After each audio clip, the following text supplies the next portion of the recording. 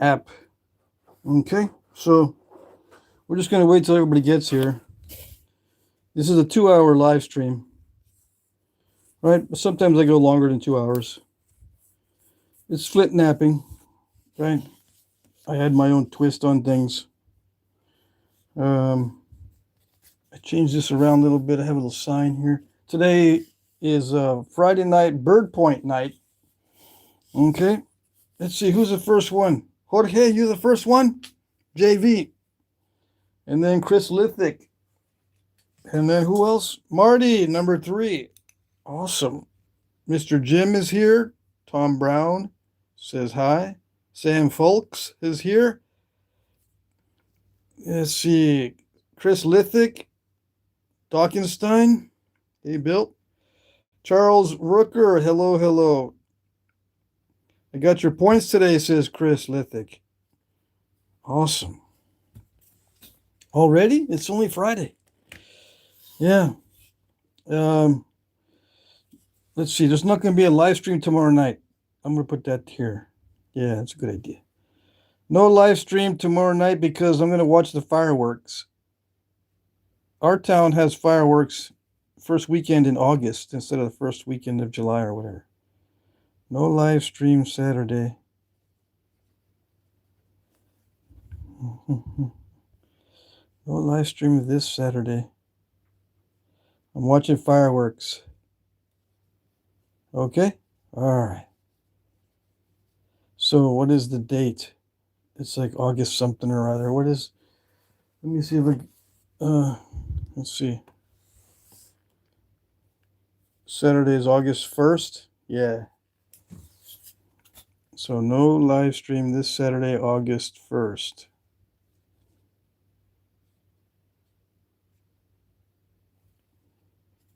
Does that make sense there? Or I do this. Just spill it out.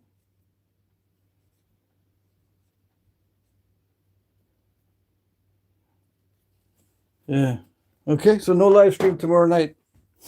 And I got to figure out what else I'm going to use for live streaming software so I can play a theme song. Today is going to be bird point night. I'm going to use little bitty pieces of slabs.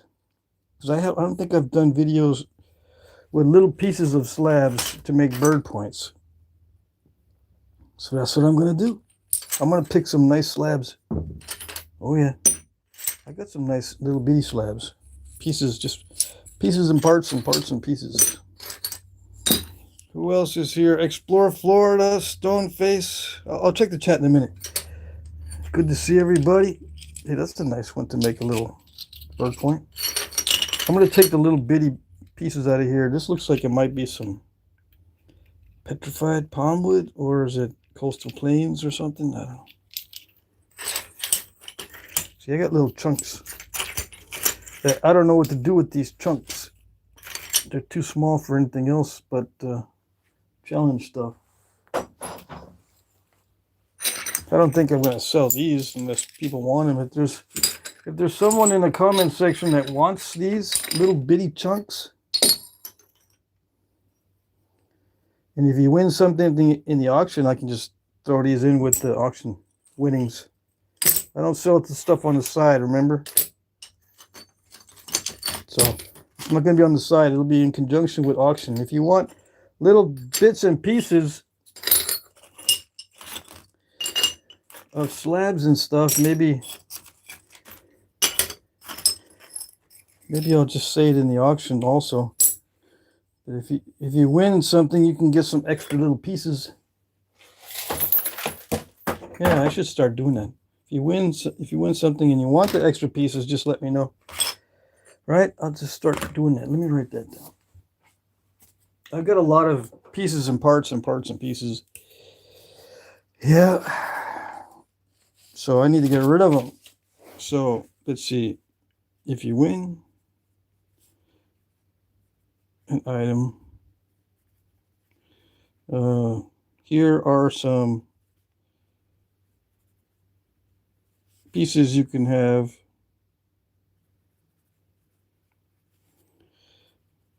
I'm going to quote this, say this in auction. Hold on a second. Say this in the auction, okay? If you win an item, comma, here are some pieces you can have, etc., etc., etc. First come, first served. First come, first served. And if there's a lot of people wanting these, I'll offer some more. Yeah, first come, first served. Yeah. Okay, so I'm going to start doing this in the auction. I'm going to offer like pieces and probably flakes and stuff.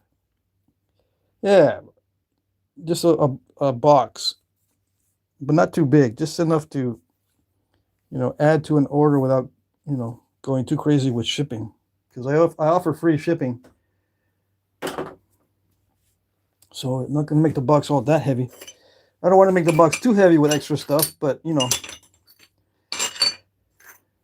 if you win one or more items, I can offer some little pieces. That's a piece of Georgetown. So that's what I'll do. I've been looking through my stuff lately, and I ordered a bunch of new bins. I still have to sort. I got a bunch of root beer chert. Believe it or not. I found a bucket, a 5-gallon bucket with a bunch of root beer stuff.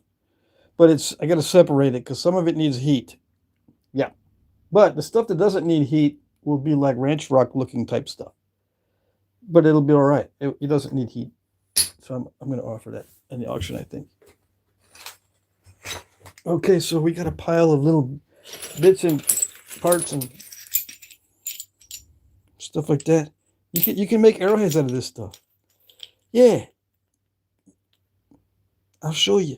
I like this piece, actually. I can probably make a long, narrow piece. What am I forgetting? Am I forgetting anything? So I'm going to chat it up right now before I start. Yeah. Hold on a second. I need to look at the chat on my other phone because it makes it easier. So much easier. Okay, so let me see. It's always slow because, this time, let me see. It gave him the notice this time. Awesome. Okay, let's see what else. I can't enter it through there. I got to do this. I got to do through the history. And then it brings up the chat correctly. Okay, so I'm going to say hi again, right? Let's see. Tom Brown, Chris Lithwick, Dockenstein, Charles Rooker. I saw all you guys. Jeremy's here. Hi, Patrick, and everyone. Yes, yes. Yep. Marty says, hey, Chris. Andrew Humphrey is here. Hey. The Feather Frontiersman. Yay. Hey, Pat. Hi, everyone. I just had some technical difficulties when I'm here. Awesome. Stoneface is here. Did I already see you? No. Stoneface is here. Explore Florida is here. Chris Lithig. Jeff Ginn. Hey. Bird Point Night. My favorites. Awesome. Ross Wellman. You made it. A KRF birdie. I don't have my... That's a good idea. I'll do that next week probably. Yeah, I got to get the KRF out. Let me write that down too because I got all the Knife River Flint in bins all separated from everything else. So let's see.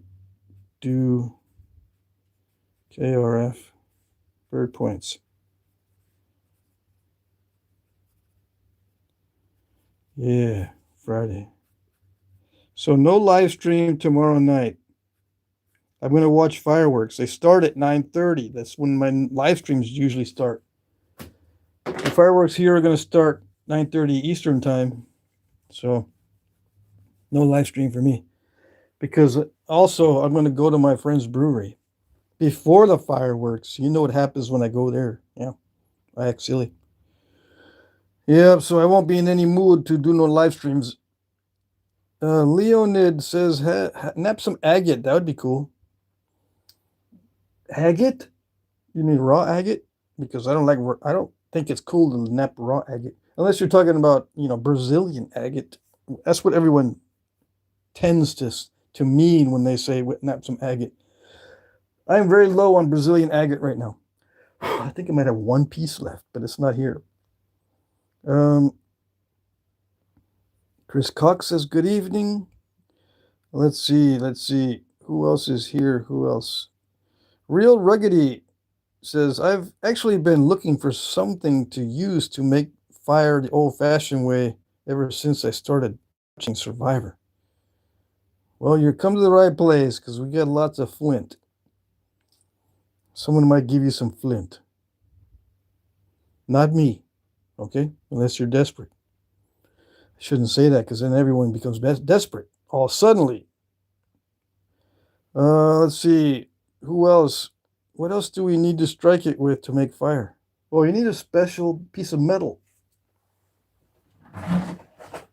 Yeah, where's my piece of metal? Okay, you need a special piece of metal. I don't know if it's high carbon steel or low carbon steel. I can't remember. I'm not up on my fire steel. And a piece of flint. Okay, this is like road rock type of flint from Texas. Works really good. And you just go. You put your tinder on top. This is the way I prefer to do it. Put my, char cloth or whatever on top.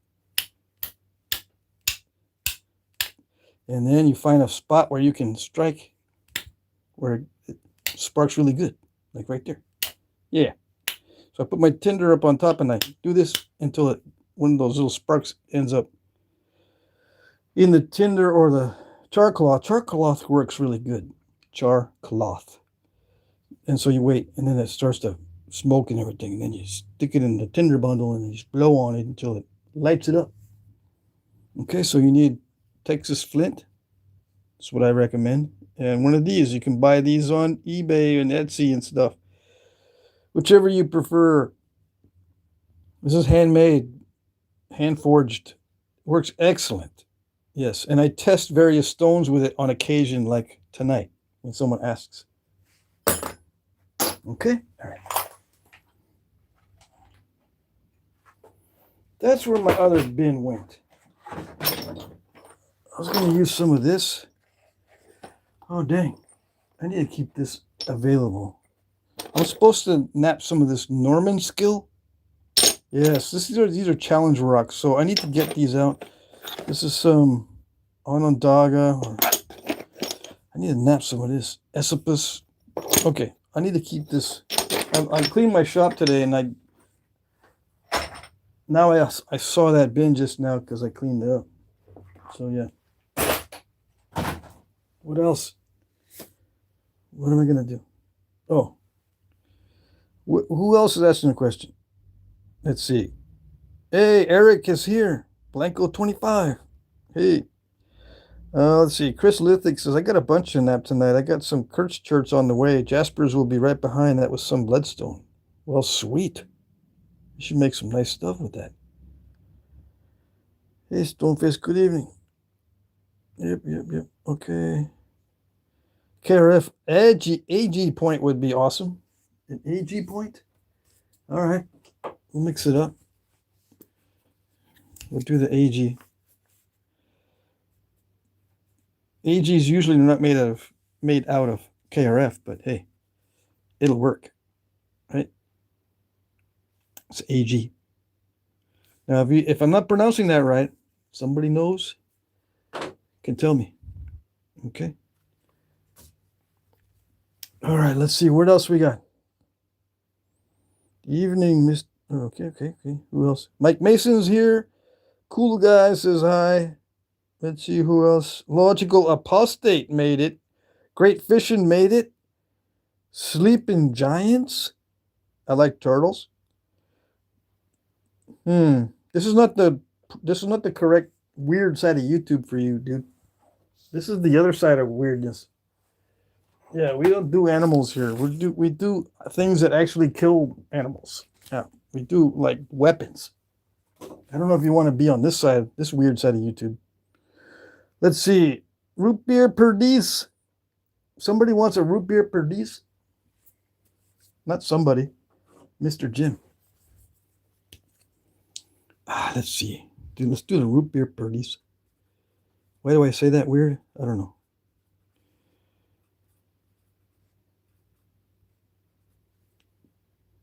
Okay, so we got requests for bird points.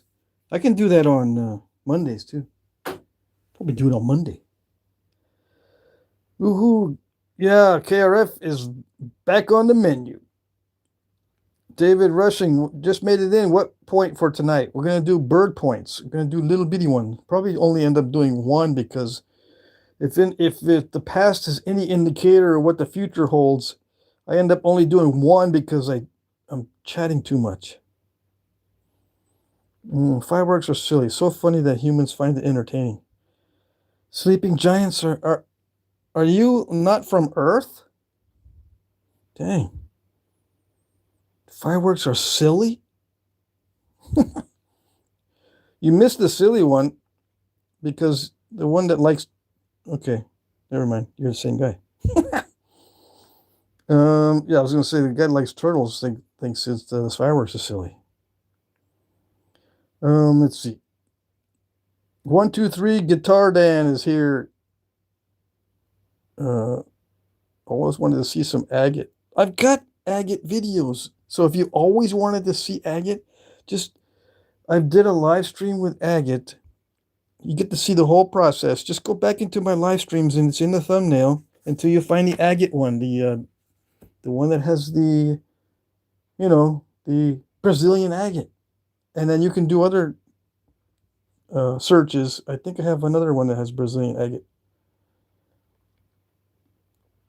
Another just regular video back in my good old days when I used to do only horizontal format videos. Agate raw is super hard, it seems. Yeah, it can be. It can also be nice. Lance McElwain says, "What up, Crafty?"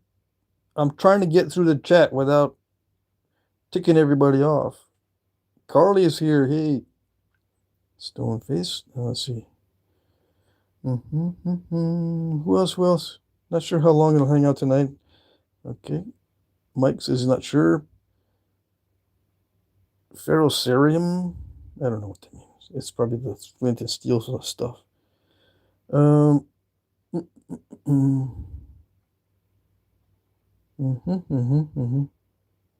Pat, can I send you the bloodstone and you do something nice for me?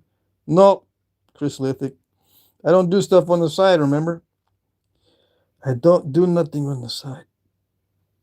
I used to try to do that, but no more. No. People end up waiting 5 years in some cases. I'm done with that. Yeah. I have just barely some leftover back orders. It's almost down to 0. I've been trying to get those knocked out. Yes. And that's it. And they weigh heavy on my conscience, too. I mean, some people have been waiting years. Let's see. AM Outdoors, what's up? Let's see. Esteban says, hey, what's up? Make a 6-inch knife with antler handle. What for? Everybody else makes those. I'm not saying that it's a bad idea. I'm just saying, why would I do that when everybody else is doing it? Yeah. It's like, why don't I just use the boppers with leg pads and, do the bopping on my knees, bopping on my legs, and then switch over to pressure flaking, and there's no indirect percussion at all. Why would I do that like everybody else?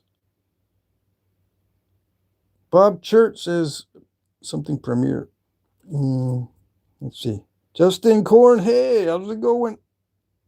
I'm trying to get through the chat. I've never seen you do an Adina point before. Let's see. It's probably because it's very simple. I have a feeling that the Adina is a very simple point. And I probably have done it as a preform and it became something else. But I didn't call it an Adina because it was just a preform. That's what it is. I mean, it looks just like a preform, the Adina points. Let's see if it's in this section. But yeah, I mean, if it's what I'm thinking about, yeah. Let's see. You probably would like it to be made out of authentic material. There's Adina narrow stems. There's various Adina points, right? Adina blades. See, I've made Adina blades as preforms, bunches of those, but you don't want to see that, right? No, dude, you need to make the special Adinas. I'm not talking about no Adina blade. It's an Adina. It's these things. It looks like a wind dust. These Adinas look like wind dust. These are late archaic to late woodland. What's a wind dust? No, it's not a weather condition. Hold on a second. Let's see if I can find it in here. Is it? No, that's Alaska. It's far west. I'm going to see.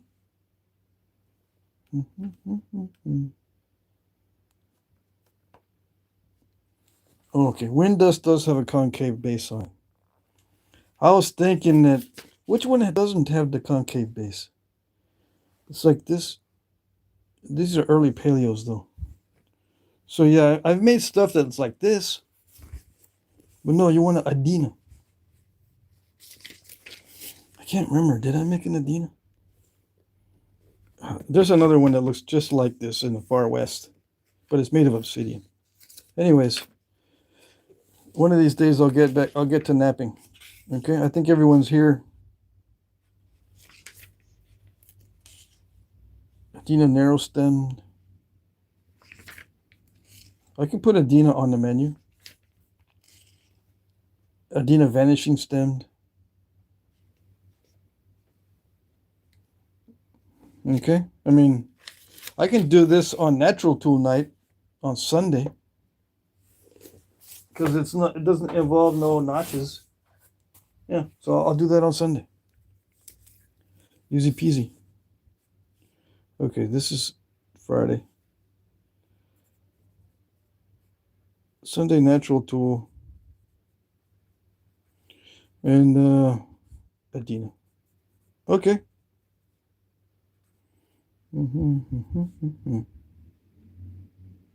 Yeah, that's coming up. No worries.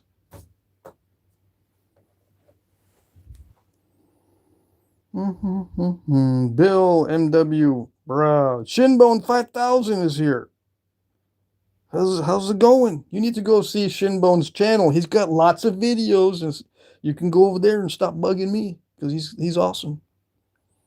Let's see. Just a Random Bigfoot is here. Did you work on that rainbow blade, Patrick? No, I did not work on it. Oh no, I was not in the right mood. No, I got to be in the right mood to work on this one. Which means I probably had to do it at the last minute. Where's the colors? I forget which angle to hold this at. Come on, come on. It's in there somewhere. The colors disappeared. There. I did not work on this at all. This is the same as last night.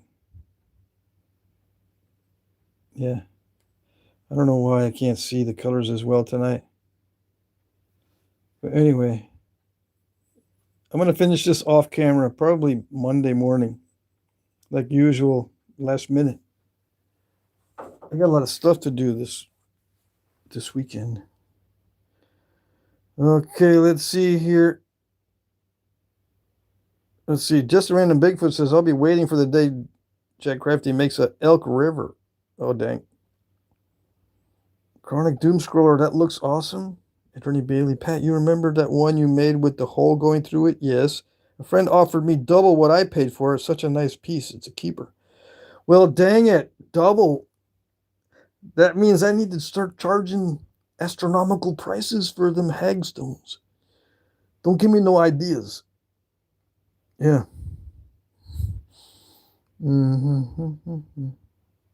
Yeah, let's see what else. Let's see. Mike Mason came in, but I hear that the rep. Okay.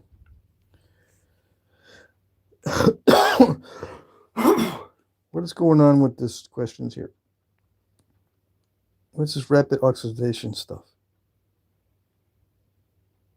I don't know. Okay, so we're just going to get into knapping. And I'm going to ignore everybody while I'm doing it. You missed your chance to get in on some chat. Because I'm going to be doing nothing but talking to myself and doing some Flintknapping. Yeah. Read the sign. No live stream tomorrow, this Saturday. No live stream tomorrow. So you guys are off the hook. Go do whatever you want now. Yep. Take a nap early. If it's early for you. And the guys in California, this is still, daylight. There's still daylight when I have live streams. If you're in California. But here in Vermont, it's already late. And the neighbors can hear me napping away in my shop. But, I don't make noise past 1 a.m., so I haven't had any complaints. Houses are well insulated here anyway because of the winter, so they probably can't hear much. Got the windows open though, I bet you. Anyways, so what is this? This is a jasper. It looks like. See, I'm just going to try to tell you what it looks like. I don't know. It appears to be a heat treat, but it's not the kind of heat treat that gets all glassy and glossy. It just makes it easier to nap something that's usually cruddy. This type of heat treat. What type is it? What temperature? What kind of stone? What kind of process is going on? Yeah, dude, get all scientific about it, because, if you don't get scientific, no one's going to take you serious. No one takes me serious anyway, even if I get scientific about this. They say, someone will say, yeah, Jack Crafty finally he buckled down and finally started telling us exactly what he's napping and how hot it was when the heat treated and for how long, and what's the source and how can we get it and how much does it cost. We don't want to give no DMs notices. We don't want the price in the DMs. We want to know everything up front. He's finally doing it. And then what do I get as a response? Just a bunch of yawns. Yawn. Yeah, that's it. I can be very technical and serious, and everyone's like, yawn. So I'm not going to do it. No. I'm not going to do it at all. It's too much extra time involved in all that. Yeah. And you see how I write notes. If I don't write notes, I'll remember it a year and a half from now, but I won't remember it tomorrow. Yeah. Same with the nap-in lists. I spend hours and hours on my nap-in list. I used to spend hours and hours updating that. But then people would yawn. I'd get like 3 likes. I'd post it. I got 3 likes. I posted every comment section I get. If I get lucky, I get 1 or 2 likes on my nap-in list. And it's the most extensive nap-in list on the internet. And it's just yawn. All right then, you're going to yawn. I'm not going to do it. I do need to make the announcement though. There's a bunch of nap-ins coming up, and I haven't been telling you guys about them. I didn't announce June or July, and there was like about 8 or 9 nap-ins that were in June and July. At least. There's a lot coming up in August too. And people that think they're in like Flintknapping deserts don't know that they've got like 50 nappers right near them, or a nap-in that occurs every year within 1 hour's drive. I don't know how many times people have told me, wait a second, wait. There's a nap-in at such and such a place? That's where my mom lives. I go visit that place every year. And there's a nap-in there? And I would go, yeah. Dang it. I should have known it. Yeah, I don't know where you guys go. Where do you guys go that you don't know about nap-ins? When you go home, you just get on the internet and you just go to these weird places on the internet? Instead of typing in nap-ins near me. Okay? Or artifact shows near me. Or lapidary or rock hounding shows near me. You should be attending lapidary or rock hounding shows, artifact shows, nap-ins, what do they call it? Rendezvous, where they have like the flint and steel kits and stuff. I mean, you guys should be going to 4 different types of events. Every time. Every summer, I mean. they have most of these events in the summer. But, you know, a lot of you guys allergic to people in crowds. I get it. But you gotta just at least, you know, try. Or maybe send an emissary to the Knapping. Get your little brother or something. Go, bro, dude, can you do me a favor? Can you go to the Knapping? I know you like people, so go there, take a video. I'll give you like $100 and you buy me some rocks. Just as long as I don't have to talk to anybody, I'll do you a solid. Just go to the Knapping for me. I just buy a box of rocks for $100. Doesn't even matter what they are because I'm starving. But I don't want to go there. Yeah, I'm sure your little brother would do it for you if you do him a solid afterwards. You know, like whatever he needs. You know, buy a new oil filter, oil change for him, or whatever. Stuff like that.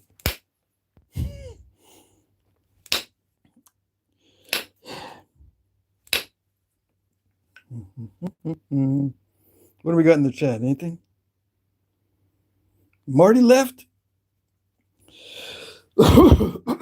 Excuse me. I got a lot of phlegm today. Let's see. Logical apostate. Are there any geology buffs out there? I live much closer to KC than in Oklahoma today. Found volleyball-sized gorgeous gray stone. Anyone want to try to point me in the right direction? Dang. Nice try, dude. There's never any geologists in the chat. No, they don't hang out here. They never do. And if they are a geologist, I mean, Bill Dockenstein might be able to help you, but you know, you didn't specify where in exactly you are in KC. Oh, you're in Oklahoma. There's a bunch of rocks in Oklahoma. But no one's going to tell you exactly, especially in the chat. You got to learn that people are not going to reveal the locations of stones unless they want those stones to disappear. Yeah.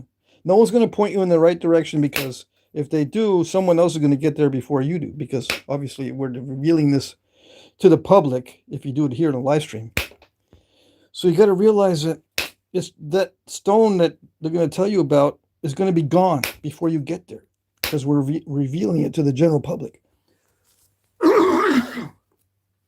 So you don't want to ask those questions. Okay? Okay, you got it?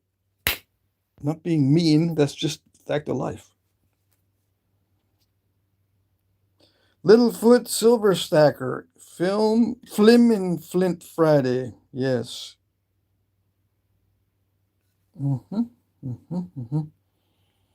Yeah.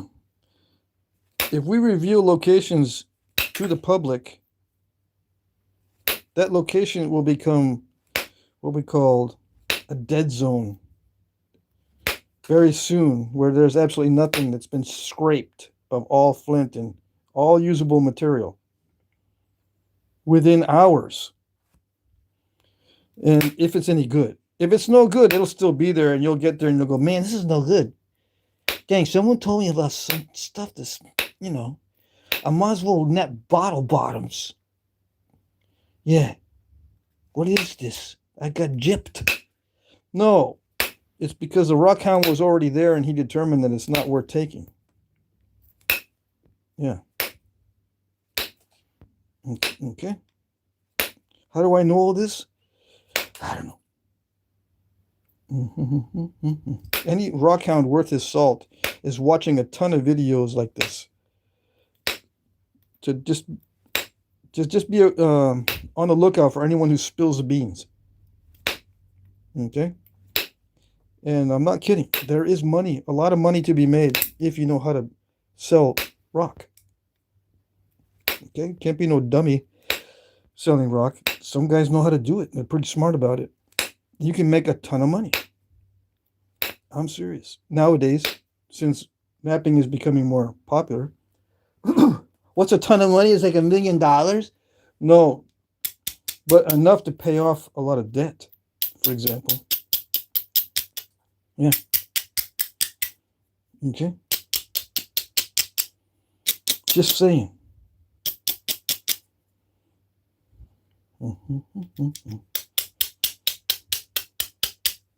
Okay.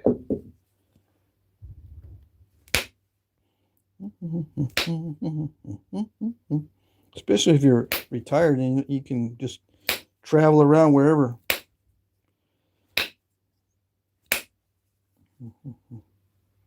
Asking about type of rock, but not location. Okay, that's even worse, buddy. I mean, you've got to understand that the type of rock is not going to guarantee that it's good. You can go and go looking for a specific kind of rock, and it's got a range of qualities. Okay? It's not going to help you that much. The only time it helps you is when you go to a Knapping and you have an idea what you want, and you ask the rock seller, someone told me that blah, blah, blah was good rock. Is that true? And then they'll start giving you the spiel. Well, sometimes it is. It might need heat. It depends on where you get it. Are you getting it from the surface or are you getting it from underground? Because if it's on the surface, it's going to be cracked up. If you dig it out, it's going to be fine. And then there's the heat treat. Can you heat over 600? If you can't, well, you're out of luck. I can heat treat it for you, but it's going to be double the price at least. And blah blah blah. It's going to do all these things. Every rock has variabilities in it. Just telling you what the rock is actually going to hurt you. I'm not kidding. Okay? And it's not just you. Everyone thinks this way. I thought this way too. And I found out knowing the kind of rock messed me up because there was one year where I was buying a lot of Georgetown because, of course, Georgetown is awesome and fantastic and tremendous is what I thought, right? That year cost me several $1,000s because I was chasing the Georgetown and not getting good results. Thousands of dollars. I'm not talking about hundreds. How did it become thousands of dollars? Well, for one, I lost money trying to chase certain materials to make stuff for a certain person or certain persons. There was more than one. They wanted certain size and shape, and the only thing that I could get that was reasonable price was Georgetown to satisfy the size and shape and toughness and sharpness of the material or toughness and sharpness for the specs that the customer wanted. I lost thousands of dollars that year chasing a type of material. Okay?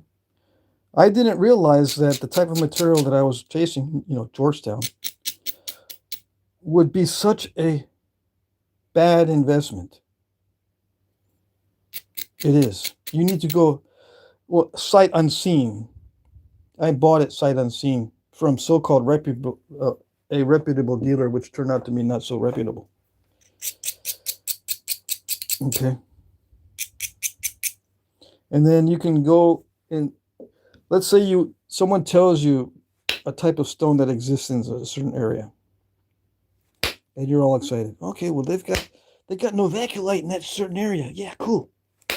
And you go get some. Now what? Now you're going to go down the rabbit hole. How do I heat treat this?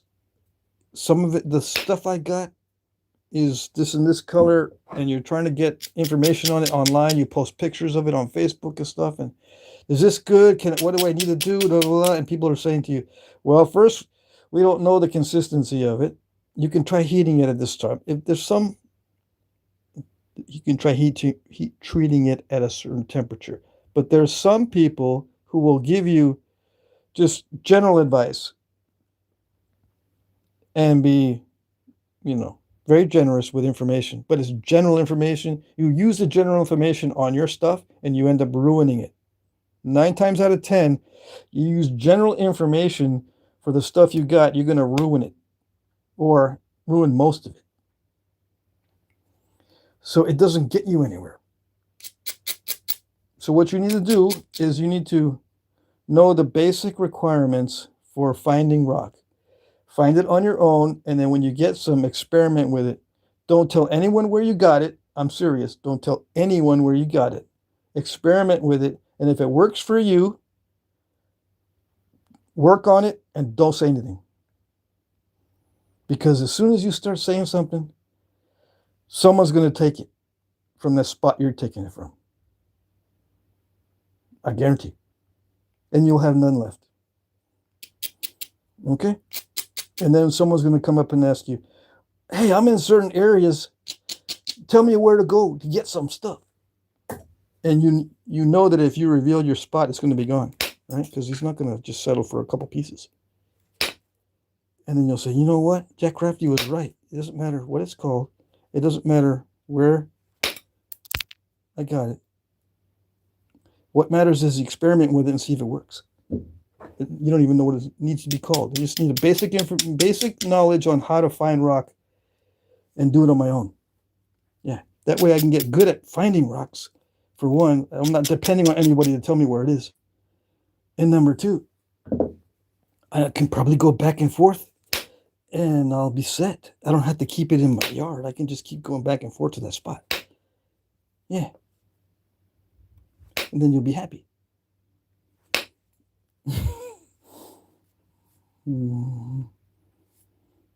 Let's see. Shinbone 5000. Yeah, I did the same thing buying Alabates and Tecovest Jasper from Kurt's Church. He has some wonderful material, still does, but the thrill of trying new material that made wonderful points. Yeah. Yeah, you can drop tons of money on Alabates. I bought some Alabates from him too, heat treats. It was excellent stuff. That stuff can get addictive. Yes. Let's see here.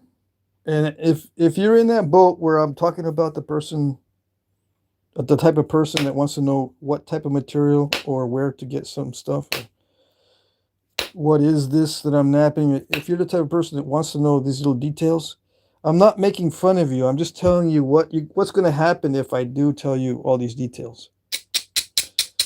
It'll probably end up hurting you, not helping you. Okay? Unless you got thousands of dollars saved up and you don't care where you spend it. If you don't care that people are going to steal stuff from your honey hole or hidey hole, whatever you want to call it. You don't care if you have to waste a lot of material taking general advice. It doesn't matter to you. And you're keeping a diary and a notebook of all the types of stones, and you want to get a big thick book full of information because that's what you're going to end up having to do. If you don't mind doing all that, then go for it. Knock yourself out. And I can't supply that, for one, because I don't pay attention to it too much. And number two, I'm of the opinion that I would be hurting you, not helping you. Yeah. Let's see.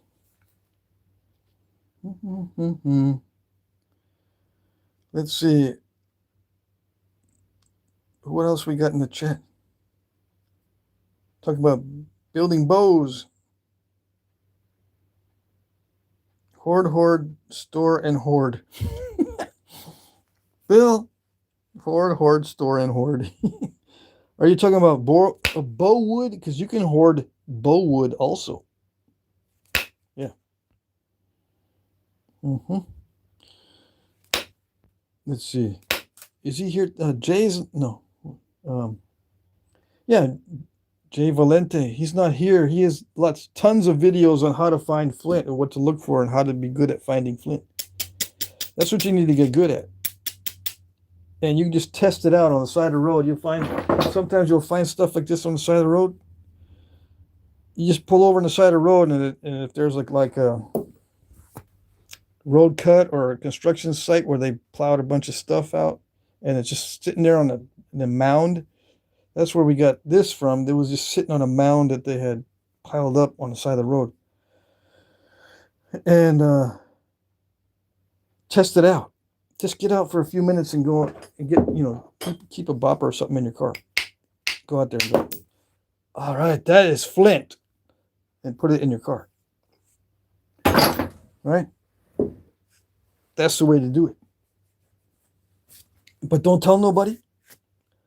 Bring it home and experiment with it. If it needs heat, figure out and become good at figuring out if it needs heat or not.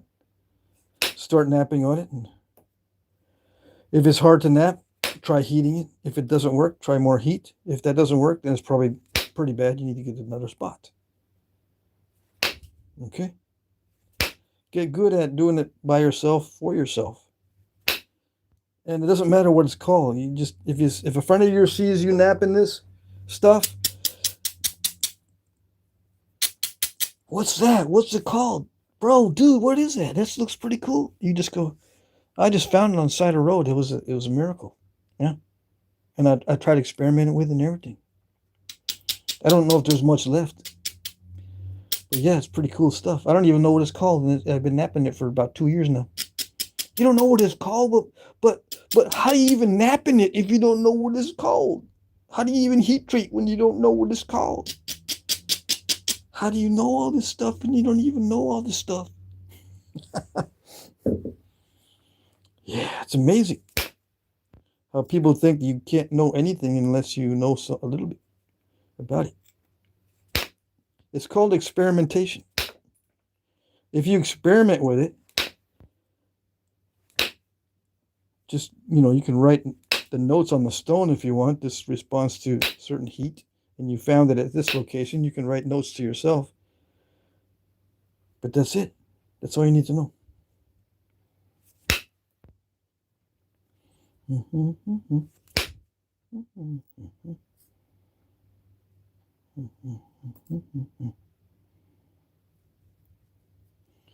So how do I get this made into a bird point with all my blabbing? Well, I got the edges now into the correct overall shape.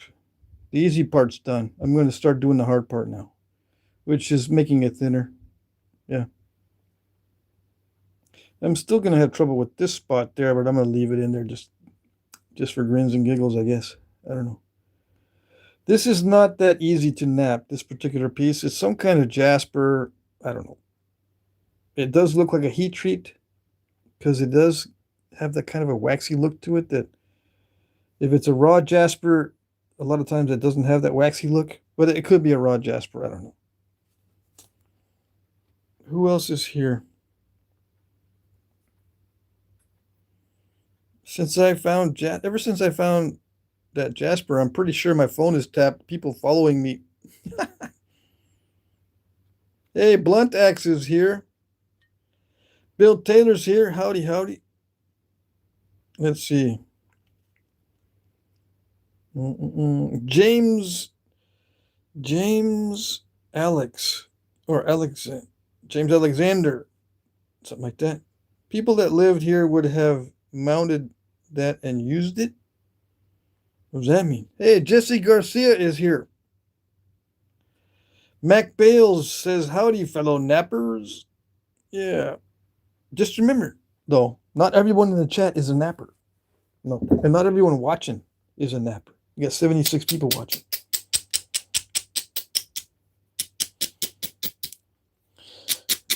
Yeah, but the ones that are nappers, make sure you check out their channels. There's people in the chat that have channels.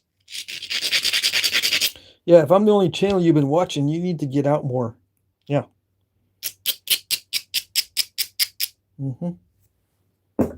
Yep.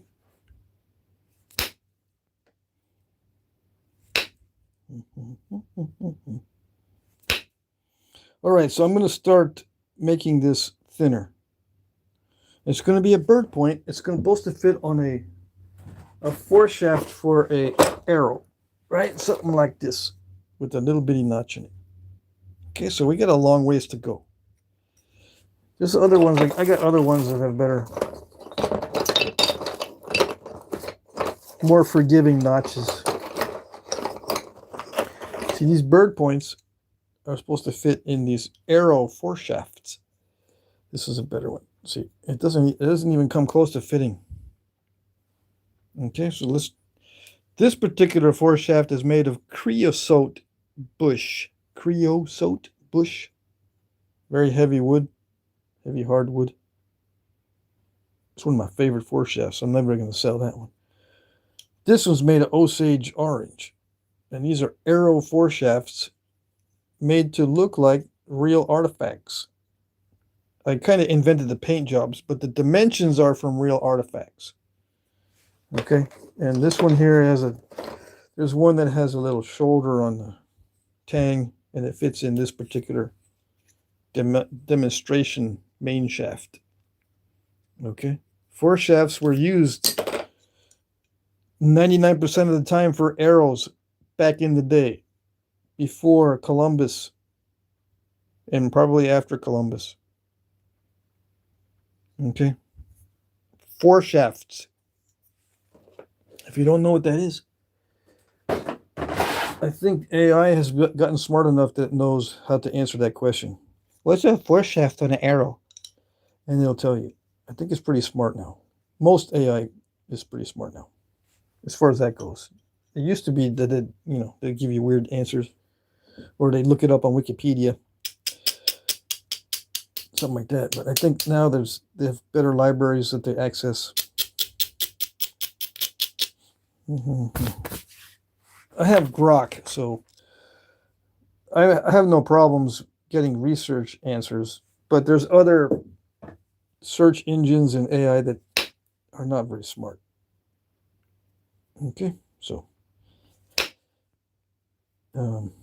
yeah, all I can do is show you and introduce you to the concept of 4 shafts.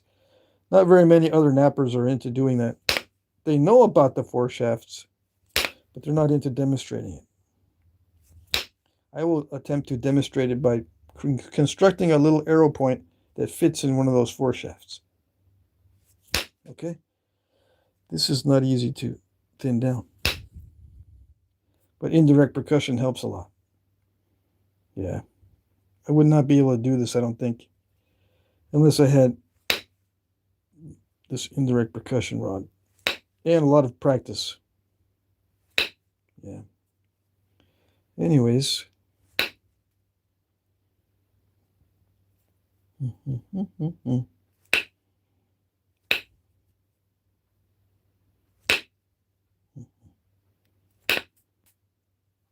Yeah, this is the hard part, so I might zone out. The hard part for me is getting these tips correct. Taper them down. I always taper the ends down first. Is it blurry? Let me see if I can manually focus. So I'm using YouTube's live streaming app. Maybe I can manually focus. It doesn't have a lock though. Let's see. It does have that zero in feature. Yeah, okay. So the YouTube app allows me to manually control the focus. Sweet. I couldn't do that on my other app. So let's try that. Hopefully the YouTube app is better than it used to be. It used to not be able to maintain the focus, but it might be doing it now. Yes. It doesn't have a little lock on it, which worries me, but we'll see what happens.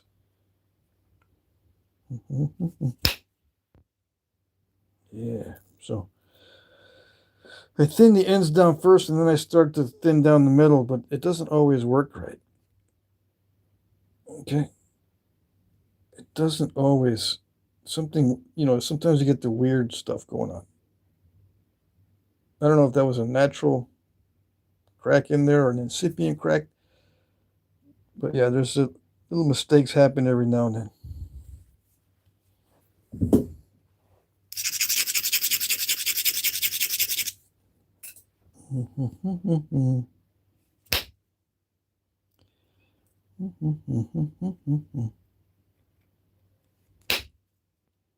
Yeah, awesome.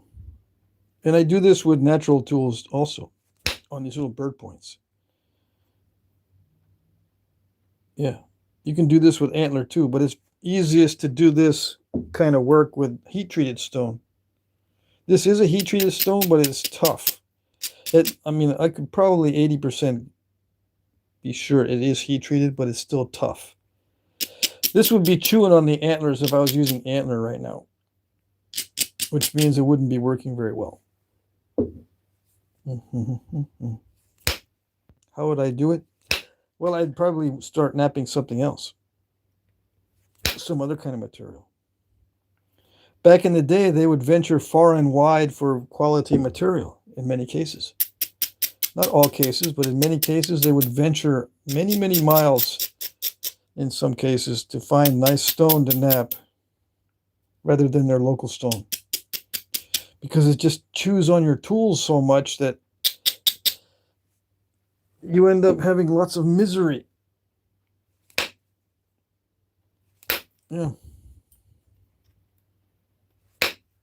It becomes so miserable to knap that they'd rather go far and wide looking for good quality stone than to sit there and knap something miserable all day. Because you spend a lot of time knapping bad material to try to get something good out of it. If you're young and healthy, you can travel long distances in a fairly short period of time by, jogging. If you're young, which a lot of, I think a lot of the knappers were young enough to do the traveling, or that you can just trade somebody something to go get it for you. I don't know. Or, sometimes people would come around and part of their trade items would be nice stone, and you would trade something for it. Some good. Or maybe you'd say, yeah, I'll help you bring more next time. Just let me go with you to get some more. Yeah, so my trade would be my labor to help you carry a bunch of it. That kind of thing. Whatever arrangements could be made, I think were made just to get good quality stone.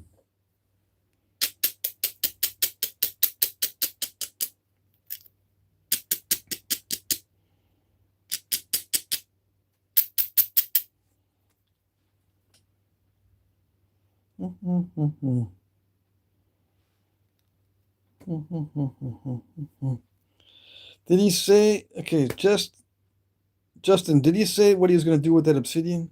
Are you asking me what I'm doing with the obsidian? Let me see. I'm going to offer the rainbow obsidian in the auction, a box of it. If you're asking me, let's see. I'll show you what I got from yesterday that I'm going to offer in the auction. Let's see.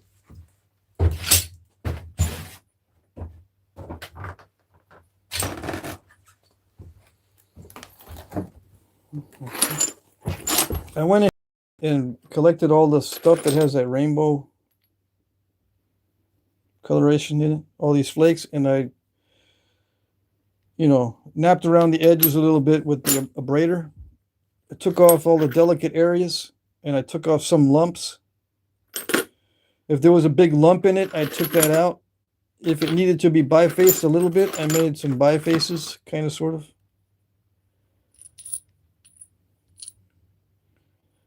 I try to get some of that to show up. Some of that color to show up. Got this biface made up today because the colors were not showing well on this particular piece, but after I struck it in a certain way, you can start seeing the colors. So you'll have to skin off the original surface there. So I'll be offering these and maybe some other pieces in the auction. Enough to fill up a small flat rate box. So I probably need twice as many of these. I'll see what other pieces of rainbow I got. I'm not going to nap all this stuff. I got too much on my plate. Yep. Anyways. Just a random Bigfoot. Oh, Pat, when you get it done napping, do you think you could check the Overstreet guide for the Mud Creek points? I've only found 2 images online. Mud Creek? Yeah, I can check. If I don't check now, I'll forget. Let's see. You need to buy one of these 12th editions. This is a 13th edition, but you need to buy the 12th edition for like $30. Or ask someone to get it for you for your birthday. There's an index here somewhere. I probably have to go through every single page. one by one. There's an index, alphabetical. There it is. Mud Creek, MN. EC. Mud Creek is in the EC, East Central region. Okay, that's it. It's only in the East Central region. So East Central Mud Creek. Let's see. MN.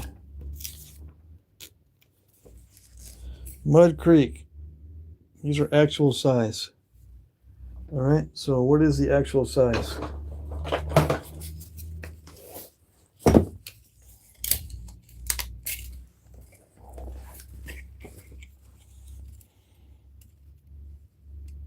That one is like 1.5 inches.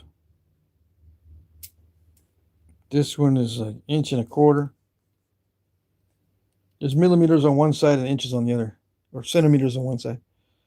That's 1.25 inches. This one is 1.3 inches. This one is like 2 inches. They vary in size. And Mud Creek is woodland 4,000 to 2,000 before present. BP means before 1950, 1950, before 1950. So it's not like before 2026. It's before 1950. Okay, 4 to 2,000 years before 1950. In case you didn't know. So those are the mud creeks that they've got. And one says Dover Chert. This says Needle Tip. Needle Tip. You can take screenshots, right? I'll hold it still. Let's see if I can get a focus. No screenshot.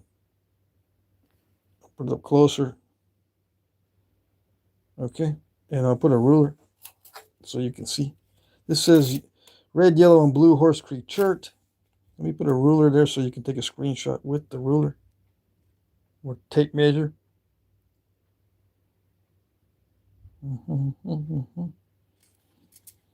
Okay. Mud Creek, late archaic to woodland. There's similar points out there. This one is 2.5 inches.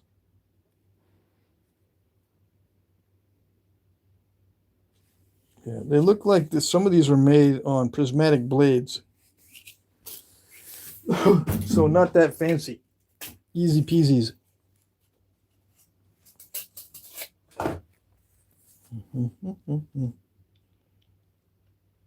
Thank you, thank you. You're welcome. Let's see, what else we got? They're watching me right now. I can hear the chopper. Someone's watching you pick up rocks. Let's see. Justin says, this is probably a dumb question, but is quartz a material that can be knapped? Oh, yes. You do a search on my channel for quartz knapping. I knap a quartz crystal. I think that's what you're wanting to know.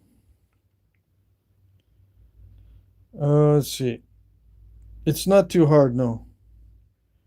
What type you guys think about those people who put those thin flakes behind the arrow for more hemorrhage and bleeding? Yay or nay? I mean, they work if you want to do it, right? Yeah, yes, if you want to do reproductions. Nay, if you just want to do something simple. Okay. If you just want to keep it simple, don't add extra flakes. But if you want to do reproduction, you don't got no choice. You got to do it.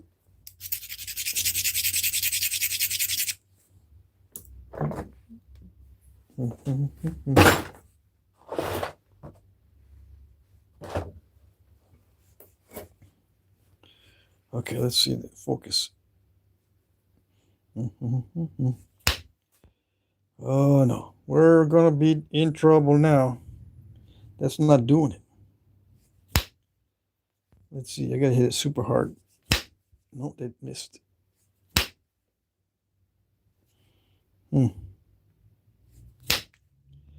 That one hit my fingernail.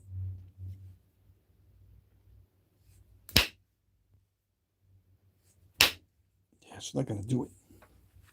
I'm hitting it as hard as I can. And it's not doing it. Come on, it's slipping. I'm swinging so hard and fast that it's slipping off the edge. There it goes. That was like the hardest hit of the whole night. I don't even know where it's supposed to go. I'm having a senior moment. There. I was up high up on the edge. You can see all that copper that was deposited on there. All right, that's what you can see. Is that what that is?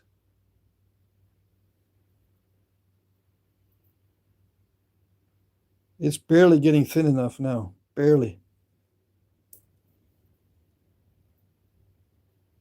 It's going to fit in that notch. It's not even close.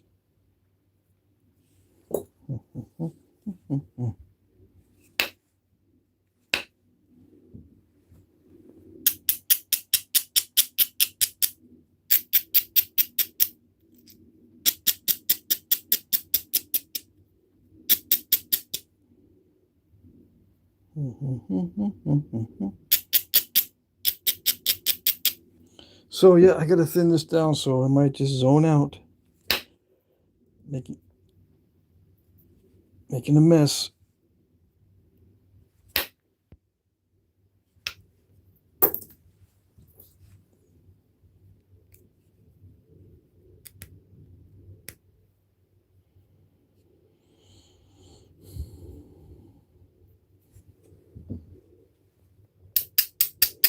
It's easier to thin it down if I have a concave base.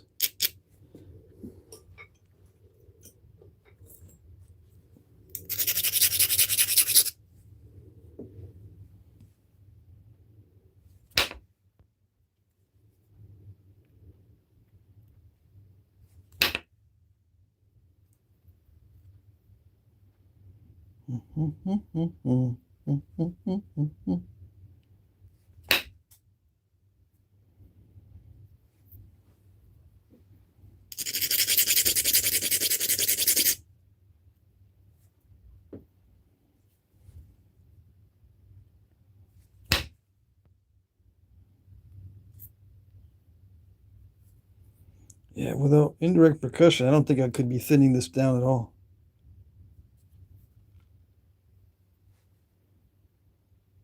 And it might be raw stone. Now that I'm down to the nitty-gritty, it might be raw stone because this is not cooperating at all. I'm having to force it with every strike. Excessive force. For something this small, it shouldn't need, for something that has flakes this small, I shouldn't have to hit it so hard.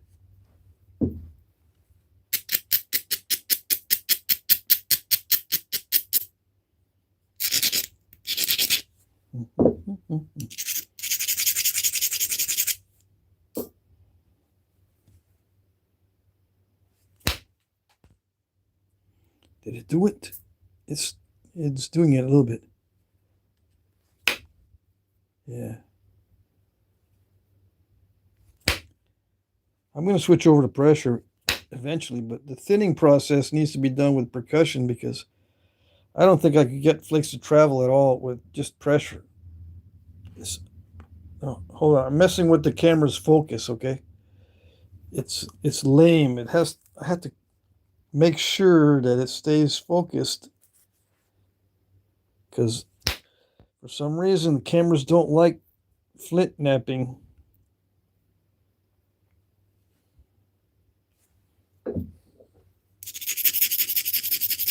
We still have to work on the base, but I'm going to thin down the blade a little bit. I still got to work on this because it's not thin enough. Let's say if I want to use this one, it still doesn't fit in the force shaft notch.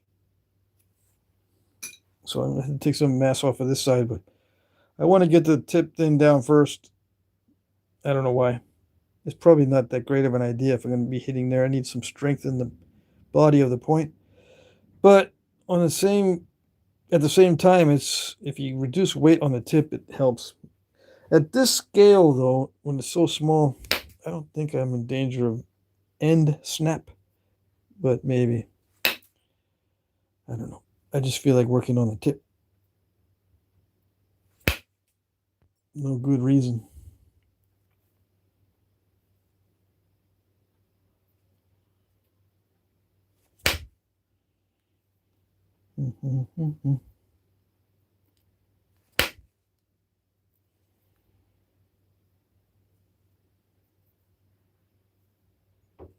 I think I can do the rest with pressure, maybe. Maybe.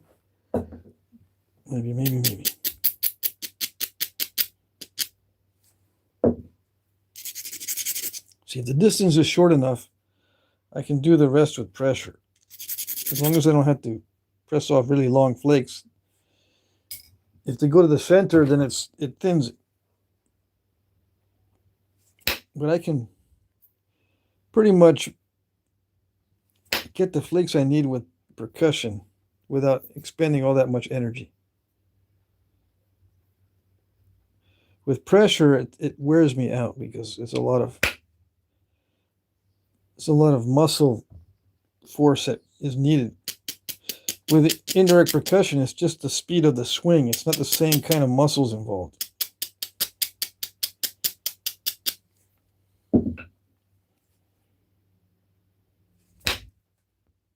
Yeah, besides, it can plow through bad areas if I use percussion.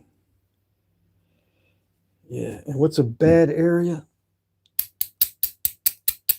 Areas that got little defects, like little step fractures. I can sometimes just blast right through those areas with percussion, whereas I would not be able to do it with the pressure.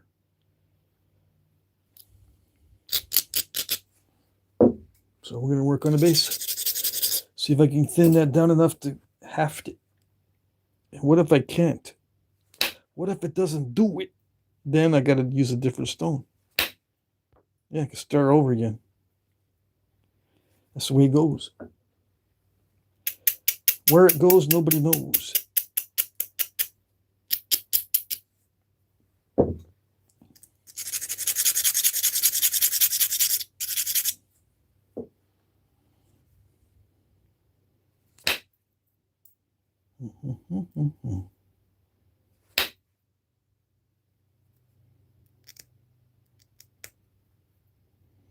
I think it might be thin enough now. What do you think? Yes, I'm going to go for this one here. Almost. It's almost reaching the bottom of the notch. I think it qualifies as being done. Yeah, because when I do more pressure on this, or when I switch over to pressure flaking, I think that'll be thin enough. I think it will result in a thin enough cross section once I start pressure flaking. But let's see if I can thin it with percussion. Yeah. Some side flakes. Even though it's not responding very well to these side flakes, I'm going to try it anyways.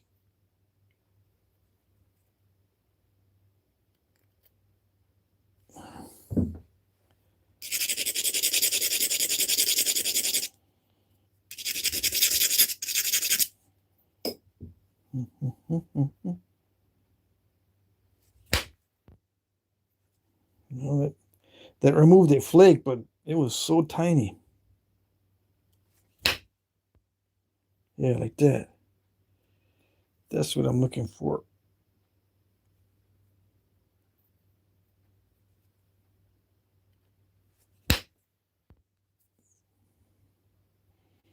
That was okay, but it stopped. See that right there? It went this way instead of making it thinner. It kind of didn't want to do it, so it went that way.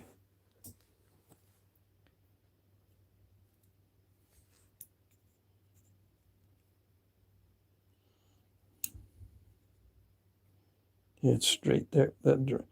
Yeah, it's straight enough. So it'll fit. I think it's hitting bottom of that notch.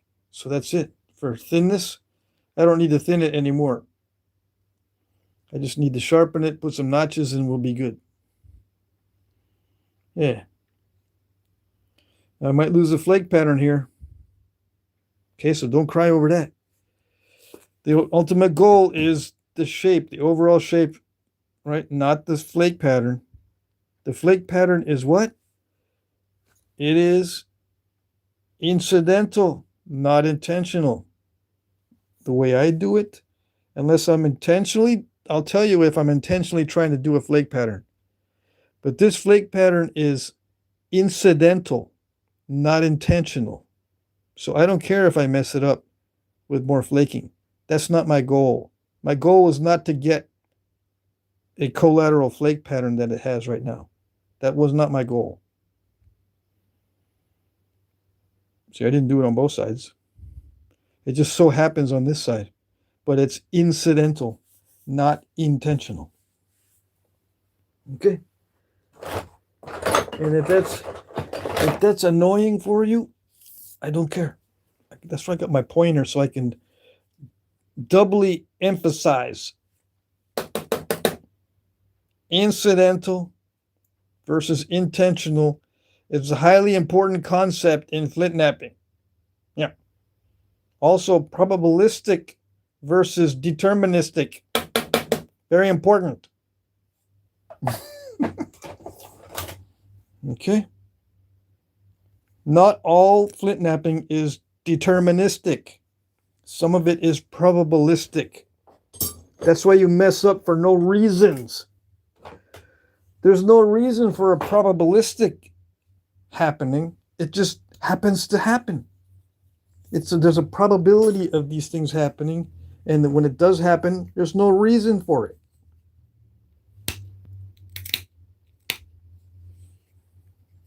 Okay?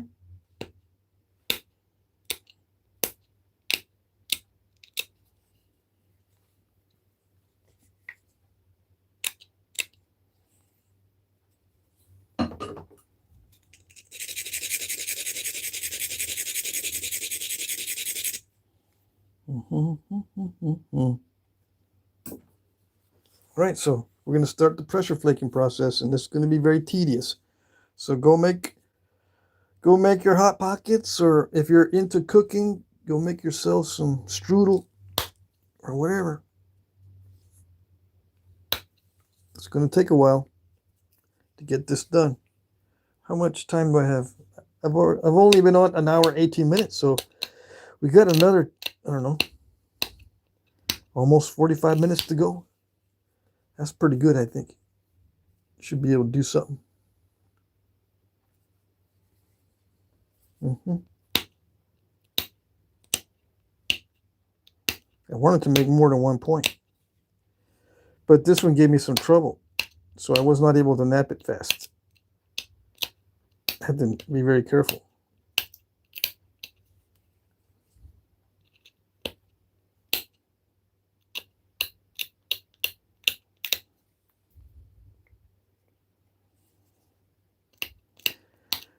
So just downward flakes to get it shaped, not thinned. I'm just, shaping the edge so it's nice and convex. A lot of these arrowheads, though, had straight sides. Back in the day, a lot of them had straight sides.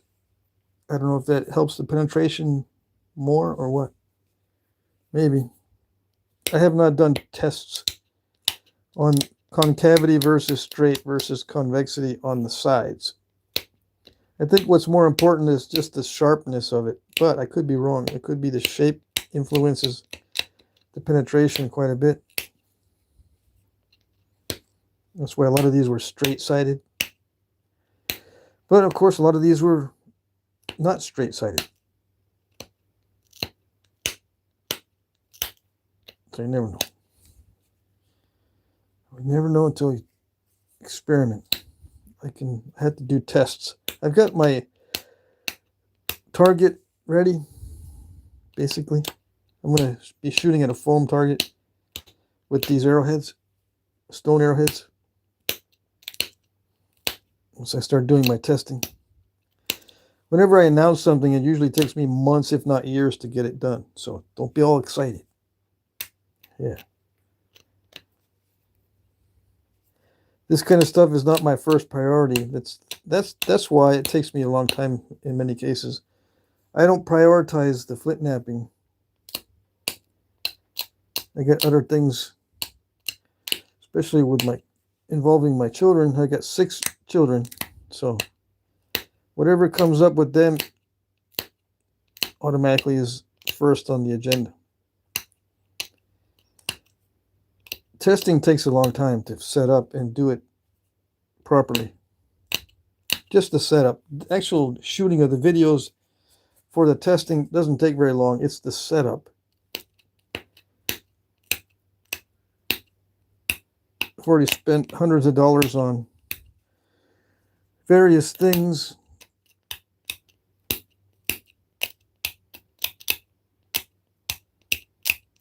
That I need for the testing.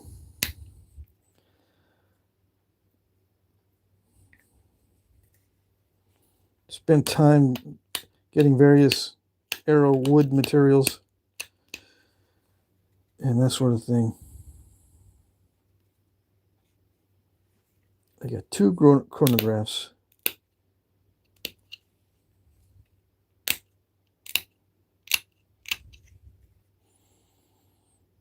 I gotta move some of my fencing. I bought a fence puller because I try to dig out some of those fence posts, and they're set in these concrete footings, and there's lots of roots back there, so I'm not able to pull them out. So I've got to dig and stuff. And a little bit before that fence post puller is going to work right.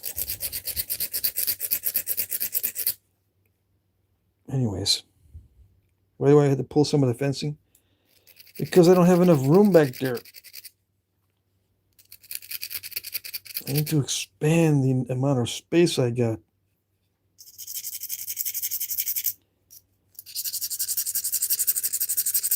So what am I doing? I'm dulling the edge before I do the next pass. Okay, I'm going to do another pass to even everything out. Make it nice and tapered and do the final shape. And then I'll put the notches in. But I got to prepare the edges for the final pressure flaking pass.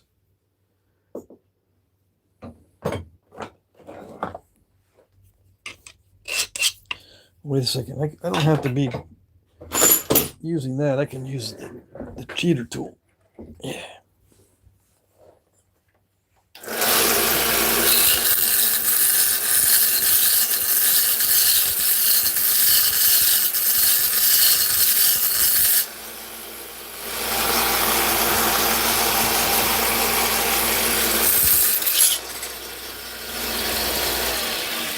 Okay.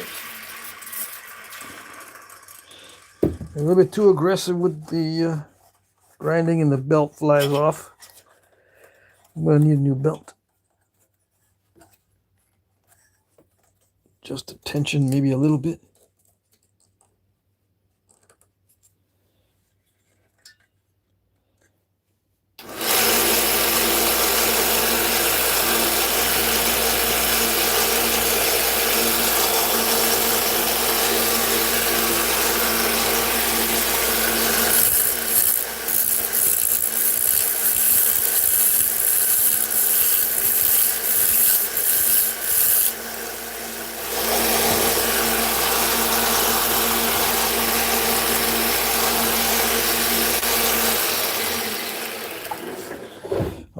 I'm going to get, said I was going to sharpen. I'm not going to sharpen. I'm going to get 3 pressure flakers ready so I don't have to keep switching them out.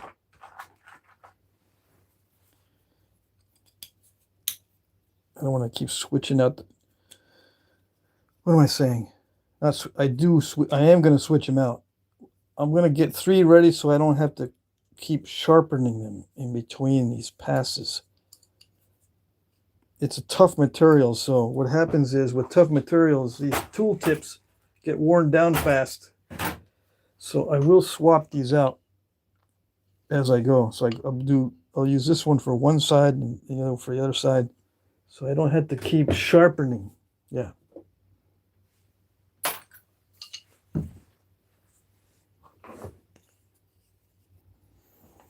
Okay, so I'm just going to be picking at this at random. This is not flake over grind, so I'm not going to do it systematically. It's just going to be kind of random wherever it needs thinning.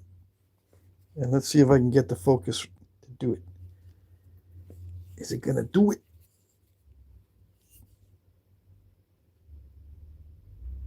Yes. Did you see? I think I'm going to have to refocus every time I do a flake, because I got a feeling that YouTube's not going to stay on target.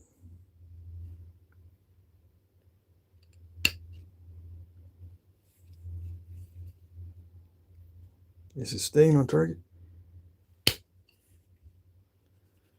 Yeah. And sharp, it's not perfectly sharp. Okay. It's got a little bit of roundness to it, so I can push off a flake. If it's too sharp, it just crushes the edge. Now the sharpness depends on you. You're gonna have to experiment with what works for you. Some guys like a really sharp tip. Some guys like a really rounded tip. It depends on the material and your personal physical abilities.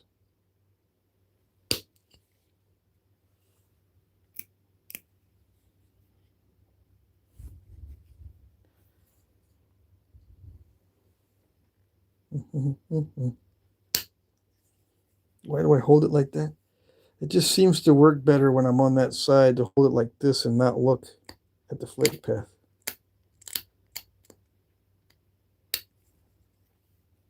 Or on that area of the tip. I can, when I'm up here near the top, and if I'm looking at it, I mess it up. But if I'm up near the top and do it this way, it doesn't mess it up as much.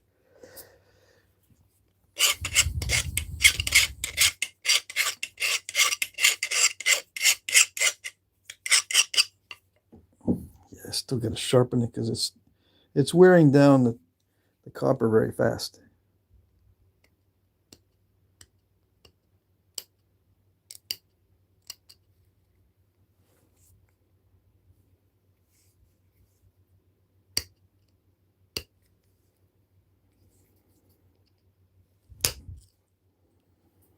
So the pressure is different. The further down you go, the further into the body you go, the more pressure is used because you need longer flakes. And it's more inward pressure also.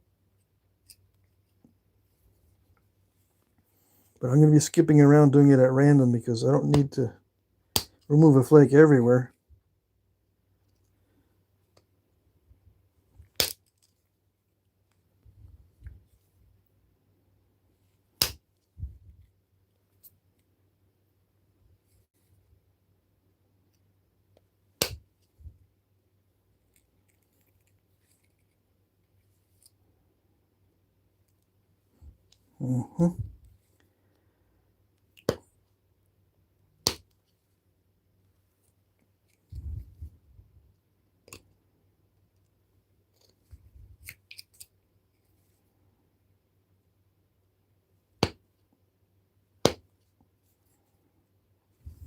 Yeah, it's already worn down. See, I don't know if we can focus on this. See, it's already got a flat spot. It's gonna be, I like it perfectly rounded. It's already got a flat spot, so it's kind of, I don't know how to say, but I can't have a flat spot on it.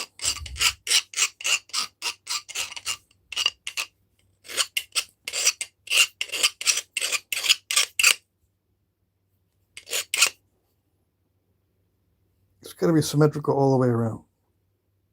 Yeah.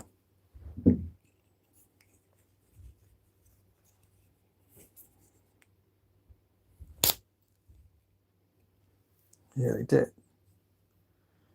So that you can see the first pass.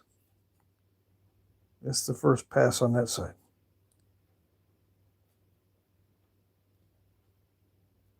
Come on.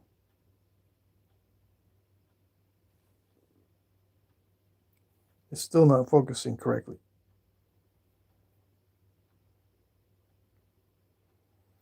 So I'm gonna flip it around and do exactly the same thing on the other side.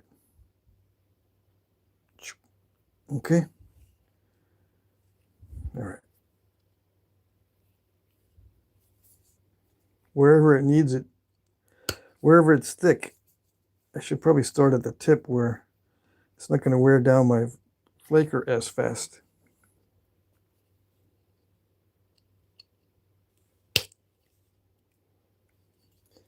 Yeah, I said I was going to switch these out.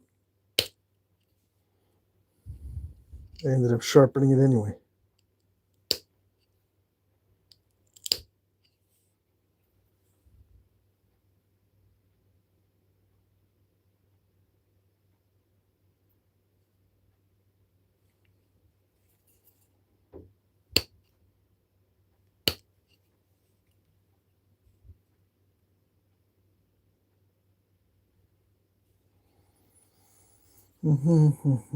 Yeah, I'm just ending up sharpening it anyway, instead of switching these out.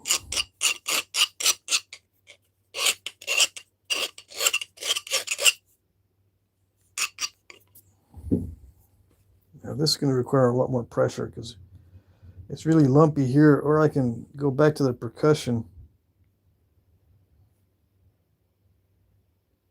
See that lump there? I probably should hit that with percussion.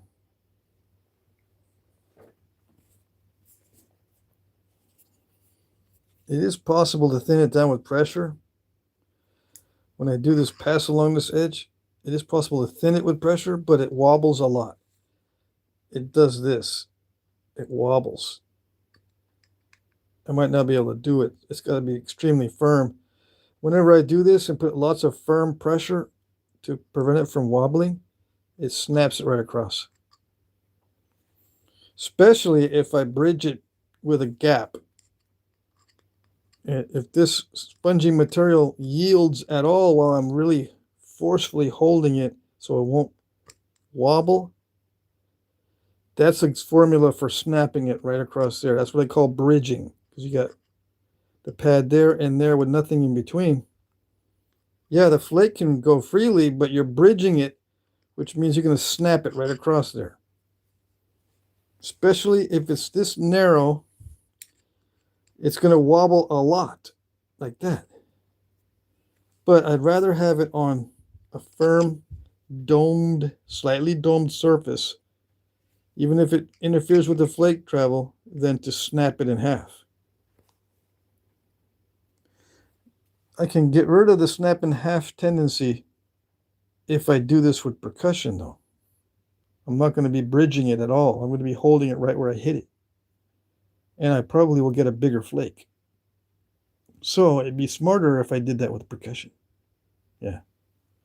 So you see where it's thick, right through there, and right through there.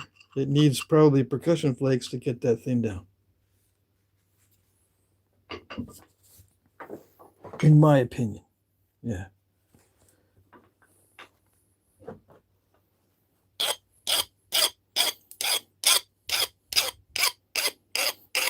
Same rules apply on a little bitty thing like this as on a big thing. Yeah. Same. Everything's basically the same except for the scale of it. It's just smaller. But the angles are the same. The way you apply the force is the same. The preparation is the same. It's just different scale. It's a different mindset because of the scale. Okay? But as far as all the others, it's the same. Same angles and everything. Same, you know, hit small, lose small. You don't want to lose a lot of edge. But you want a big flake. Okay, so that means you got to have it ground down enough so it doesn't smash when you do this. It's a lot of force. Big flakes require big force. So relatively speaking, if this was like a 5-inch long blade, that's a lot of force, right? To get a flake that big. Same on a little teeny point. A lot of force is required to get a big, relatively big flake.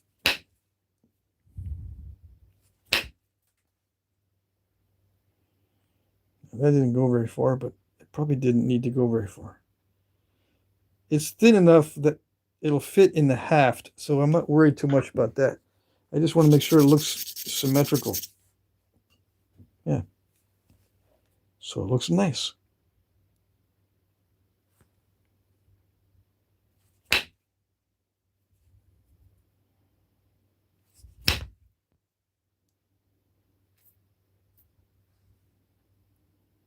Nicely tapered.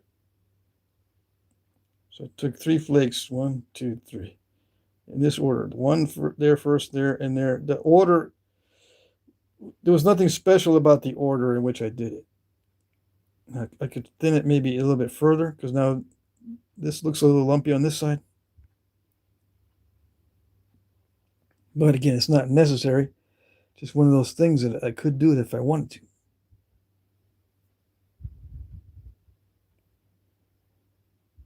Let's see.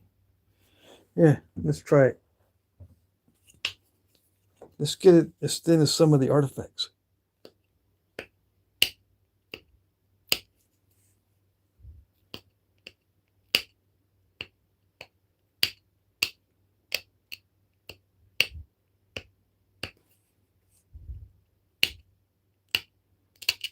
Moving the edge this way. For flakes to remove this. See how it's lumpier there than on this side? This side has a concavity, this side has convexity. Now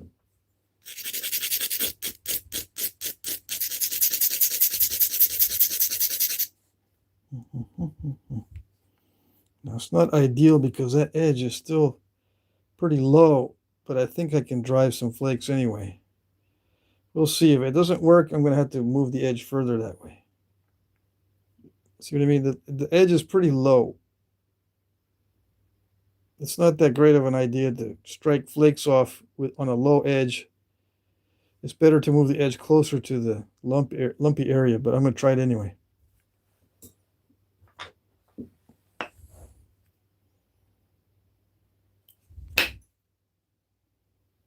Yeah, see, the flakes don't travel very far when the edge is too low, but it's thinning it down, right? Or at least that flake did.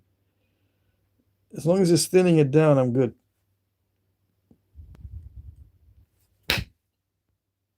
Yeah.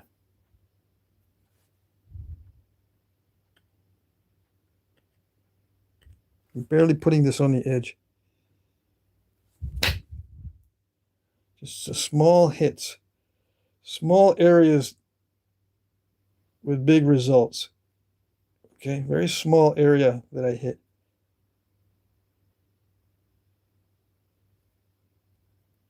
I forgot to show it on the other one, but I did 3 flakes very similar. 1, 2, 3. Very small areas that got hit, and now it's more symmetrical.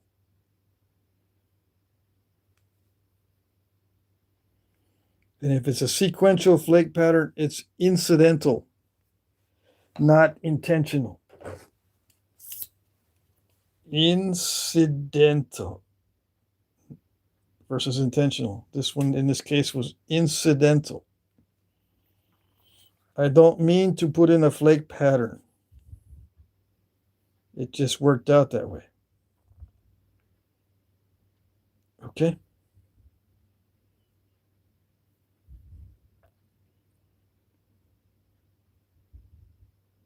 I'm going to have to do something about this little area up here. She's got a step fracture. I might be able to take that out. Yeah. A little bit of pressure. We'll see.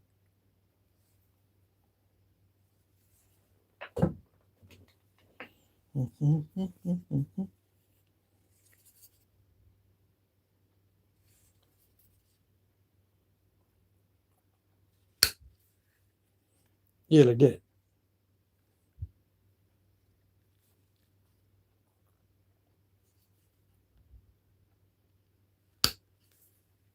Yeah, like that.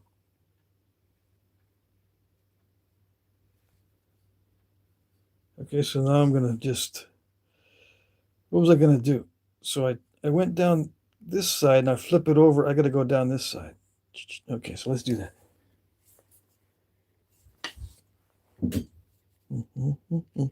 Should start at the tip so I don't wear my tool out too fast. Yeah.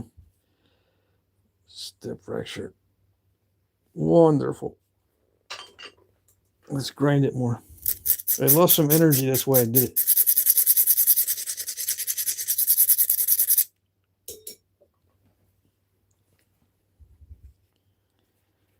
Okay.